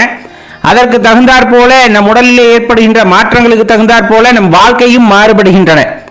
இதுல எல்லாம் ரொம்ப முக்கியமான விஷயம் என்ன அப்படின்னா இறைவன் எப்படி எல்லா உயிர்களுக்குள்ளும் அந்த உயிராக இருக்கின்றார். இறுதியில் எல்லா உயிரும் சென்று சிவபெருமானிடம்தான் அந்த இடத்துல லயித்து போக வேண்டும், ஒடுங்க வேண்டும். இதுதான் பிரபஞ்ச நியதி, அதுதான் நிகழ்ந்து கொண்டு இருக்கிறது. இதை எப்படி நாம் புரிந்து கொள்ள முடியும்? நாம் பார்க்கின்ற சூரியன் ஒன்றுதான், அதன் பிரகாசம் நம்மால் பார்க்க முடிகிறது. இப்ப அதனுடைய தன்மையானது ஒவ்வொரு இடத்திலே ஒவ்வொரு மாதிரி மாறுகிறது அல்லவா. நேரடியாக பார்த்தால் கண் கூசும். அதே ஒரு குடுவையில தண்ணியை ஊத்தி வைக்கிறீங்க, அந்த தண்ணியில பார்க்கும்போது சூரியனோட அந்த வடிவத்தை பார்க்க முடியும், அது கண் கூசுவது இல்லை. அதே ஒரு ஆற்று குளம் இந்த இதுல பார்த்தாலும் அதனுடைய வடிவத்தை பார்க்க முடியும். இந்த மாதிரி ஒவ்வொரு இடத்திலும் அவர் வியாபித்திருக்கின்றார், இறைவனாகப்பட்டவர் வியாபித்திருக்கின்றார். அவரவர் பார்வைக்கு ஏற்றார் போல அந்த தரிசனத்தையும் அவர்களுக்கு கொடுக்கின்றார். அப்படிங்கிறது தான் நிதர்சனமான உண்மை, நாம் தெரிந்து கொள்ள வேண்டிய உண்மையும் கூட. இப்படி இருக்கக்கூடிய சூழ்நிலையிலே இறைவனை புகழ்ந்து பாட வேண்டுமா, இறைவனை நினைக்க வேண்டுமானா யாரும் புகழ்ந்து பாட சொல்லி கட்டாயப்படுத்தவில்லை, யாரையும் நினைக்க சொல்லியும் கட்டாயப்படுத்தவில்லை. ஆனால் இப்படி ஒரு அற்புதமான படைத்த அந்த கலைஞன் இருக்கிறார் அல்லவா. இறைவனை கலைஞன் என்று கூறலாமா? கூடாதுதான். இருந்தாலும் யோசித்து பாருங்களேன், ஒரு சிற்பத்தை ஒரு சிற்பி செய்கிறார் என்றால் அந்த சிற்பமானது முழு வடிவம் பெறும் பொழுது அந்த சிற்பி ஒரு மகிழ்ச்சியின் உச்சகட்டத்திற்கு செல்வார். பார்க்கிறதுக்கே அப்படி ஒரு தத்ரூபமா செய்யும் பொழுது ஒரு சிற்பத்தை செய்யக்கூடிய சிற்பி அந்த சிற்பத்திற்கு கடவுளாகின்றார். இந்த பிரபஞ்சத்தை படைத்து இந்த பிரபஞ்சத்திலே அதிர்வுகளை உண்டாக்கி இந்த பிரபஞ்சத்தை இன்னும் நிலை பெறச் செய்து அதில் எல்லா இடங்களிலும் வியாபித்து அவரவருக்கு என்னென்ன தேவையோ அதையெல்லாம் பார்த்து பார்த்து கொடுத்து அவரவர் மகிழ்ச்சியை உறுதிப்படுத்தி அவரவர் உள்ளத்திலே உயிராகவும் எழுந்தருளி இந்த உடலை இயக்கச் செய்கின்றார். இறுதியில் அந்த உடலை இந்த பாம்புகள் எல்லாம் தோலுரித்து போடுவது போல அந்த உடலிலே உயிர் தங்க முடியாத நிலை ஏற்படும் போது அந்த உயிரை அந்த உடலில் இருந்து விடுவித்து வேறு ஒரு கூட்டை கொடுத்து அந்த கர்மாவை கழிப்பதற்கான வாய்ப்பை ஏற்படுத்தி தன்னை உணரச் செய்வதற்காக பல வகைகளிலே அவருக்கு வாய்ப்பை கொடுத்து தன்னை உணர்ந்தவர்களுக்கு தன் தரிசனத்தையும் கொடுத்து தன்னுடன் ஐக்கியப்படுத்திக் கொள்கின்றார் சிவபெருமான் அப்படின்னு சொல்லும் பொழுது அது எப்படிப்பட்ட விஷயமாக இருக்கும்? இந்த சிவபெருமான் என்னும் ஆற்றல் எப்படிப்பட்டதாக இருப்பார் அப்படிங்கறத யோசிச்சு பாருங்க. கருணையே வடிவமானவர், நம்ம சொல்றோம் இல்லையா, கருணையே வடிவமானவர் சிவபெருமான். அப்படிப்பட்ட கருணாமூர்த்தியை நாம் தினம் தினம் நினைப்பதே நம் பாக்கியமாகும். தினம் தினம் நினைத்து போற்றுவதே நம் கடமையாகும். அவரை பற்றி நினைக்காத நிமிடம் ஒன்று இருக்கிறது என்றால் இந்த வாழ்க்கையிலே அது தேவையில்லாத நிமிடமாக போகட்டும். அவரை பற்றி பேசாத வார்த்தைகள் இருக்கும் என்றால் அந்த பேசாத வார்த்தையெல்லாம் வீணான வார்த்தை, அது என் வாயில் வராமலே இருந்துட்டு போகிறது அப்படிங்கிற மாதிரியான உணர்வானது நம் மனதிலே ஏற்படும். சர்வ காலமும் இறைவனை நினைத்துக் கொண்டே இந்த வாழ்க்கையானது நகர்கிறது என்றால் எறும்பிற்கு கூட துரோகம் நினைக்காமல் வாழ கற்றுக்கொண்டோம் என்ற அர்த்தம். அன்பே வடிவமாக அமர்ந்து விட்டோம் என்பது அர்த்தம். சிவனே என்று அமர்ந்திரு என்பார்கள். அதே போலத்தான் சிவத்தை உணர்ந்தவர்கள் சிவமாகவே இருக்கின்றார்கள். இந்த உடலும் சிவம் வசிக்கின்ற கூடாகவே இருக்கிறது அப்படின்னு அதுல எந்த மாற்று கருத்தும் இல்லை என்பர்களே. சாதாரணமாக சிவபெருமானை நினைத்துவிட முடிவது இல்லை. யார் யாரோ முயற்சி செய்கிறார்கள் சிவனை உணர்ந்து கொள்ள வேண்டும் என்று. எல்லோருக்கும் அந்த வாய்ப்பானது கிடைக்கப் பெறுவது இல்லை. சிவத்தை வழிபடுபவர்கள் கூட அவருடைய அனுமதியினால்தான் அவர்களை வழிபடுகின்றார்கள். அப்படி இருக்க இப்படி ஒரு அரும்பெரும் வாய்ப்பை பெற்ற நாம் அவரை பற்றி நினைக்காமல், அவரை பற்றி பேசாமல், அவரை பற்றி ஒரு சிந்தனையிலே இல்லாமல் இருந்தால் அது நாம் நமக்காகவே செய்துகின்ற தவறு, துரோகம் என்று எடுத்துக்கொள்ளலாம். அவர் நினைவிலே இருக்கும் பொழுது நம் மனமானது மகிழ்ச்சியாக இருக்கும். அவர் புகழை பாடும் பொழுது இந்த உடலும் உள்ளமும் பூரித்து கிடக்கும். அவரை பற்றி நினைத்திருக்கும் பொழுது மனதிலே ஒரு அமைதி நிலவும். பாருங்க, அது எவ்வளவு கோடி காசு கொட்டி கொடுத்தாலும் கிடைக்காத ஒரு மன நிம்மதி. அது நமக்கு கிடைத்திருக்கிறது அப்படின்னா அது இறைவனுடைய கருணை அப்படிங்கிறத தெளிவா புரிந்து கொள்ளுங்கள். ஓம் நம சிவாய. நம்ம சிவபித்தன் சேனல் பிடிச்சிருந்ததா இந்த வீடியோ லைக் பண்ணிட்டு நண்பர்களோட பகிர்ந்துக்கோங்க. இந்த கோபம் அப்படிங்கிறது, சினம் அப்படிங்கிறது, இந்த வஞ்சகம், பொறாமை, இந்த மாதிரி நிறைய இருக்கு இல்லையா? இது எல்லாமே நம்ம மனதில் ஏற்படக்கூடிய அழுக்குகள் அப்படிங்கிறத முதலில் தெளிவாக தெரிஞ்சுக்கணும். இப்போ நம்ம வீட்டில் சிவபெருமானை குடியிருக்க வைக்கணும் அப்படின்னா வீடு சுத்தமாக இருக்கணும், அதே போல் நல்ல வாசனையானதாக இருக்கணும், அது பார்க்கவே மனது அமைதியாக இருக்கக்கூடிய அளவுக்குள்ள வீடு இருந்தது அப்படிங்கும்போது கண்டிப்பாக அந்த இடத்துல இறைவன் குடியிருப்பார் அப்படிங்கிறத தெரிஞ்சுக்கணும். இப்போ புறத்தே நம் வீட்டில் சிவபெருமானை இருக்க வைக்க வேண்டும், அவரை குடியிருக்க வைக்க வேண்டும் என்று நினைக்கின்ற அதே சமயத்தில் நம்ம எப்பொழுதுமே ஒரு விஷயத்தில் தெளிவாக இருக்கணும். அப்படின்னா நம் மனதாகிய வீட்டிலும் இறைவன் குடியிருப்பதற்கு ஏற்ற சூழ்நிலைகளை நாமே ஏற்படுத்தி கொள்ளுதல் வேண்டும். இறைவன் சாதாரணமா எல்லா மனதுக்குள்ளேயும் குடியேறி விடுவது இல்லை. இருக்கார், இல்லைன்னு சொல்ல, எல்லா உயிருமா தான் இருக்கிறார். ஆனால் தன்னை அவர் வெளிப்படுத்தி கொள்வதே இல்லை. அதற்கான வாய்ப்பை நாம் எப்பொழுதுமே கொடுத்ததில்லை. உள்ளே இருக்கின்ற இறைவனை வெளிப்படுத்திக் கொள்வதற்கான வாய்ப்பை நாம் ஏற்படுத்தி கொடுத்தது இல்லை. இன்னொன்று சொல்ல போனால் அதற்கு நாம் விரும்புவதும் இல்லை. ஏன்னா கால சூழ்நிலையின் காரணமாக இங்கே வாழ்கின்ற வாழ்க்கைக்கான முக்கியத்துவத்தை கொடுக்கின்றோமே தவிர அதில் தலையாய அன்பு அப்படிங்கிற விஷயத்தெல்லாம் மறந்து போயிட்டோம். இந்த கோபம், அந்த சினம் அப்படிங்கிறது நம்ம மனசுக்குள்ள வந்துருச்சு அப்படிங்கும் போது கண்டிப்பாக இறைவனை உணர்வது அப்படிங்கிறது அசாத்தியமான விஷயமாக போயிடும். எப்போ இந்த சினம் அப்படிங்கிறது வரும்? நம்ம மனசில் ஒருத்தர் நம்மளை ஏசிட்டாங்க, தவறாக பேசிட்டாங்க, அவர் என்னை அடிச்சிட்டாங்க, ஒரு மாதிரி என்னை கீழ்த்தரமாக நடத்திட்டாங்க, என்னை ஏமாற்றிட்டாங்க, என்னை தூக்கடிச்சிட்டாங்க, இந்த மாதிரி பல எண்ணங்கள் நம்மை தாக்கும் பொழுது கண்டிப்பாக நம் மனதிலே சினம் அப்படிங்கிறது வந்துடுது. இப்படி எண்ணங்கள் எல்லாம் இருக்கின்றது அப்படிங்கும் போது அவர்களால் கோபத்தையும் வெல்ல முடியாது. அந்த கோபத்திற்கு அடிமையாகி விடுகிறார்கள். அப்ப இந்த மாதிரி எண்ணங்கள் எல்லாம் தன் மனதிலே உதிக்காமல் யார் ஒருவன் பார்த்து கொள்கின்றானோ அந்த மனதானது சலனமில்லாததாக மாறுகிறது. இப்ப யோசிச்சு பாருங்களேன், ஒருத்தரை பத்தி நம்ம குறை சொல்லிக்கிட்டே இருக்கோம், திடீர்னு குறை சொல்றதை நிறுத்திடுறீங்க. அவன் என்னை திட்டான், அடிச்சிட்டான், கிள்ளிட்டான், இந்த மாதிரி ஏதோ ஒரு சின்ன பிள்ளைத்தனமா நம்ம பேசிக்கிட்டே இருக்கிறோம். அது படிப்படியா குறையுது. ஒரு காலகட்டத்தில் நம்ம யாரை பத்தியுமே கவலைப்படுறது இல்லை. யார் என்ன செஞ்சாலும் பரவாயில்ல, நான் என் வேலையை செஞ்சுக்கிட்டே இருப்பேன் அப்படிங்கிறதுல போறீங்க. இறைவனை வழிபடவில்லை என்றாலும் இந்த மாதிரி குணங்கள் இல்லைன்னா, பிற மீது போறாமல் இல்லை, பிற மீது கோபம் இல்லை அப்படின்னா யோசிச்சு பாருங்களேன், அந்த மனது எப்படி இருக்கும் அப்படின்னா சலனமில்லாத தெளிந்த மனதாக இருக்கும். அப்ப கிட்டத்தட்ட நீங்க வீட்டுல சுத்தப்படுத்தின மாதிரி, இப்ப பூஜை அறையை சுத்தப்படுத்தின மாதிரி எதுவுமே அங்க இல்லை, ரொம்ப சுத்தமா இருக்கு. பூஜை அறையை சுத்தமா வச்சிருந்தா இறைவன் இருப்பார் அப்படின்னு சொல்ற மாதிரி மனதானது எந்த சலனமும் இல்லாமல் இருக்கும் பொழுது, ரொம்ப அமைதியா இருக்கும் பொழுது பார்த்தீங்க அப்படின்னா அது இறைவன் குடியேறுவதற்கு ஏற்ற இடமாக மாறுகிறது. எல்லாருமே புலம்புறது ஒரு விஷயத்தை தான், அப்பா எங்க இருக்கார், சிவனப்பா எங்க இருக்கார், கடவுள் எங்க இருக்கார். கடவுள் இருக்கிறவங்களும் தேடுறாங்க, இல்லைன்னு சொல்றவங்களும் தேடுறாங்க, மறைமுகமா அவங்களும் தேடுறாங்க. எங்க காட்டு அப்படின்னு சொல்றாங்க இல்லையா, அதெல்லாம் அவங்களும் தேடுறது தானே. தன்னால் இயலாது அப்படிங்கிறதுக்காக மற்றவர்களிடம் கேட்பது, எங்க காட்டு பார்க்கலாம், அவங்களும் தேடிக்கிட்டு தான் இருக்காங்க. உலகத்தை எல்லாமே பார்த்தீங்க அப்படின்னா கடவுளோட அம்சம் தான். அவர் ஒரு உருவத்துல காணணும்னு நினைக்கிறது அறியாமை, இப்படித்தான் இருக்கணும்னு உருவகப்படுத்துறதே அறியாமை. சிவபெருமான் இப்படித்தான் இருக்கணும்னு உருவப்படுத்திக்கிறது. சில பேர் அவர் வெள்ளையா இருப்பார், சில பேர் அவர் கருப்பா இருப்பார், சில பேர் நீல நிறமா இருப்பார், சில பேர் பச்சை நிறமா இருப்பார். இப்படி வடிவம் கொடுக்கறதே ஒரு அறியாமை அப்படின்னே சொல்லலாம். அவருக்கு ஏது வர்ணம், அவருக்கு ஏது என்ன சொல்றது, என்ன உருவம், இறைவனுக்கு ஏது உருவம் சொல்ல போனா. அப்ப நீங்க பார்க்கின்ற எல்லா பொருளிலும் இறையம்சத்தோடு பார்க்கணும், அதுதான் ரொம்ப முக்கியம்.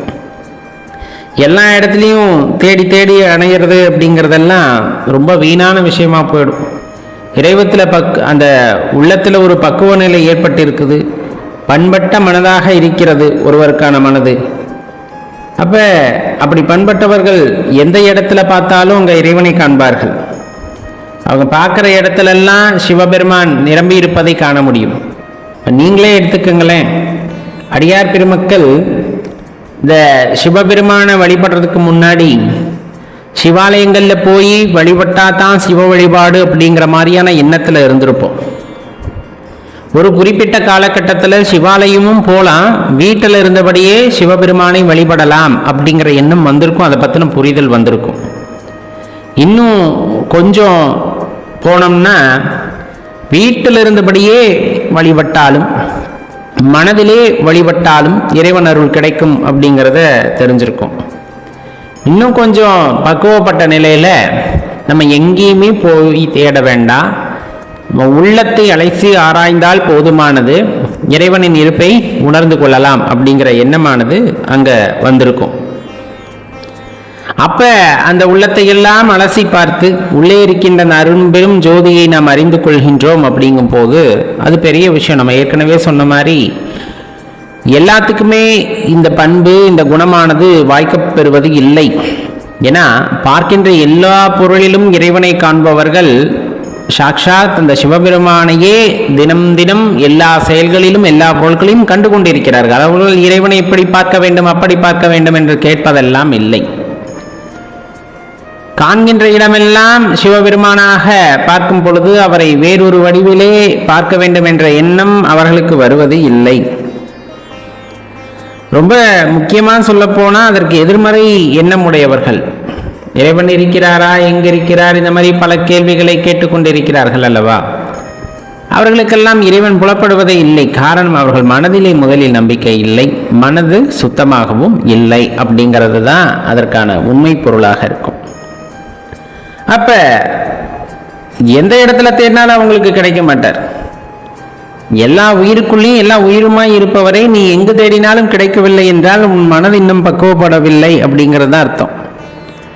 அப்ப தேடணும் அப்படிங்கும் போது நம்ம மனசு சுத்தமா இருந்தாதான் தேட முடியும். இந்த பிறப்புக்கு தொடர் காரணமா என்ன சொல்லுவாங்க, தொடர்ந்து பிறந்து பிறந்து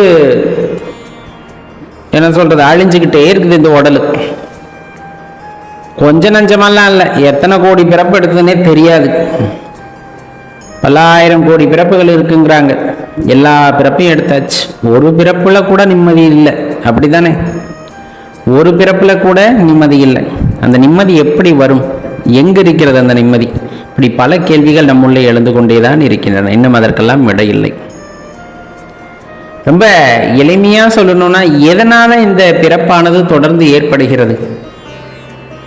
ஞானிகளும் ரிஷிகளும் சொல்வது, உன் மனதிலே எண்ணங்கள் தோன்றி அந்த எண்ணங்களின் குவியலாக மனமானது இருக்கிறது. அந்த மனதிலே ஆசை என்பது ஒன்று உண்டாகிவிட்டால், ஆசை என்பது ஒன்று உண்டாகிவிட்டால்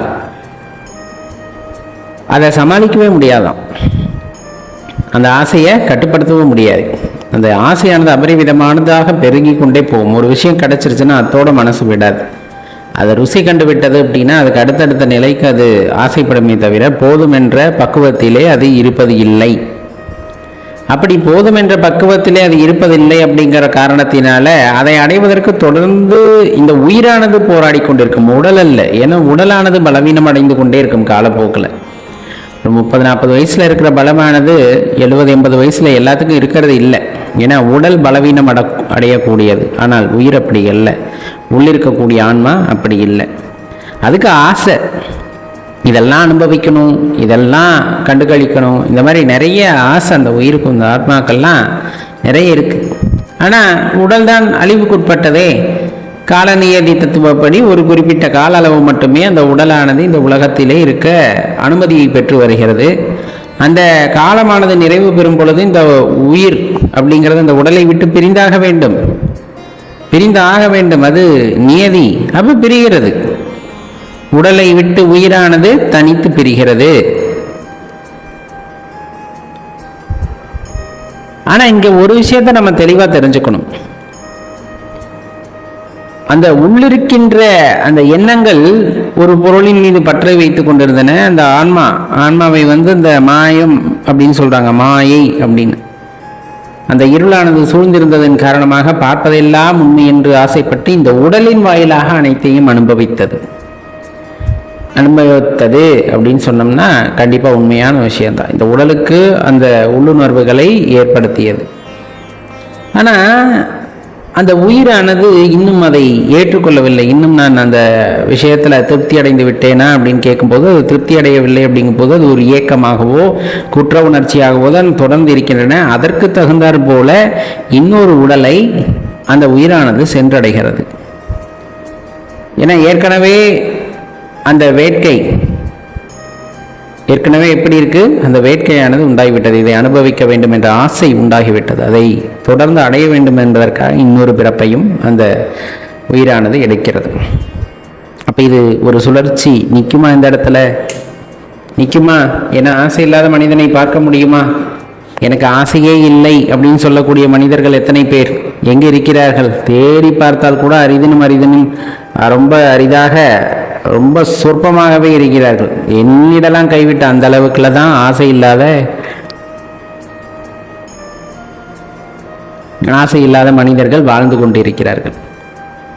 இப்போ அந்த ஆசை இல்லாமல் போயிடுச்சு அப்படின்னா பொன் மீது, பொருள் மீது, தன் வாழ்க்கை மீது, இன்னும் நீங்கள் என்ன மீது வேணாலும் போட்டுக்கலாம், எது மேலேயும் ஒரு ஆசை வந்துருச்சுன்னா அந்த பிறப்பானது தொடரக்கூடியது அப்படிங்கிறத தெரிஞ்சுக்கணும். அது ஒரு முற்று பெறாது, நிறைவு பெறாது, முக்தி அடைய முடியாது, வீடு பேரு அடைய முடியாது, மோட்சத்தை அடைய முடியாது. இந்த மாதிரி எந்த வார்த்தைகளில் வேணாலும் சொல்லிடலாம். ஆனால் அதற்கான தாற்பயம் ஒன்று தான். இந்த ஆசை அப்படிங்கிறத விட்டொழித்தால் தவிர நம்மால் அந்த பிறப்பை நிறுத்திவிட முடியாது அப்படிங்கிறது. அதுக்கும் இறைவனின் கருணை வேண்டும். சிவபெருமான் கருணை கண்டிப்பாக தேவை பிறப்பாக இருக்கிறதுக்கும். பிறப்பாக இருக்கக்கூடியது யாரு? சிவபெருமான் தான். அப்போ அதுக்கு அவர் காரணம் காமிச்சா மட்டும்தான் இது சாத்தியம் அப்படிங்கிறத தெரிஞ்சுக்கணும். சிவாய நம. இருந்தாலும் அந்த இறைவன் இருப்பை உணர்ந்து கொள்ளுதல் அப்படிங்கிறது ரொம்ப அவசியமானது. இந்த ஊன் உடலிலே சிவபெருமான் இருக்கிறார், உயிராக இருக்கின்றார். இந்த உயிராக இருக்கின்றவர் இந்த உடலை விட்டு நீங்கிவிட்டால், இந்த சிவமானது நீங்கிவிட்டால் சவமாக போகின்றோம். அந்த சவத்திற்கு ஒரு மதிப்பும் கிடையாது இந்த உலகத்திலே.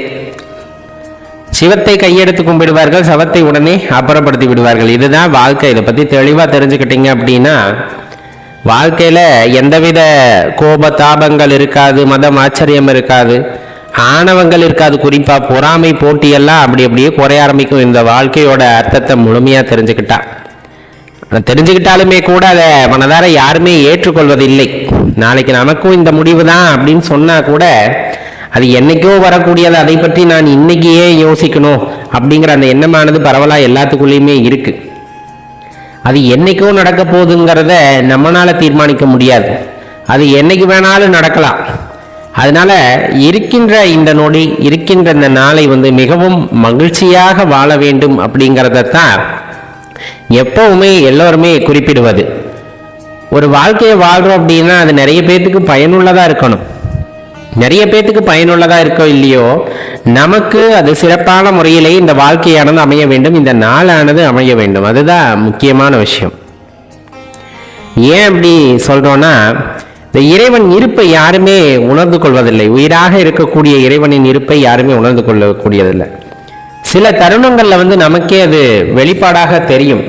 இறைவன் என்னதான் நம்ம குணங்கள்ல தாழ்ந்து போயிட்டா கூட, இறைவன் இருப்பை நினையாது, அதை உணராது தாழ்ந்த குணங்களால் ஆழ்த்தப்பட்டு இருந்தாலும், இந்த இருள் நிறைய சுருந்திருக்கும் பக்கம் எங்கேயாவது சின்ன ஒளி இருந்ததுன்னா அப்படியே அந்த வெளிச்சம் கொஞ்சம் கொஞ்சமா பரவி பரவி அந்த இடம் முழுவதும் ஒரு வெளிச்சம் உண்டாகும் இல்லையா? அந்த மாதிரி நீங்க எவ்வளவுதான் இறைவனை விட்டு விலகி விலகி சென்றாலும் சில அறிகுறிகள் தென்படத்தான் செய்யும். உனக்குள்ளும் ஈரம் இருக்கிறது, உனக்குள்ளும் இறைவன் இருக்கின்றான் அப்படிங்கிற அந்த தன்மையானது வெளிப்படும்.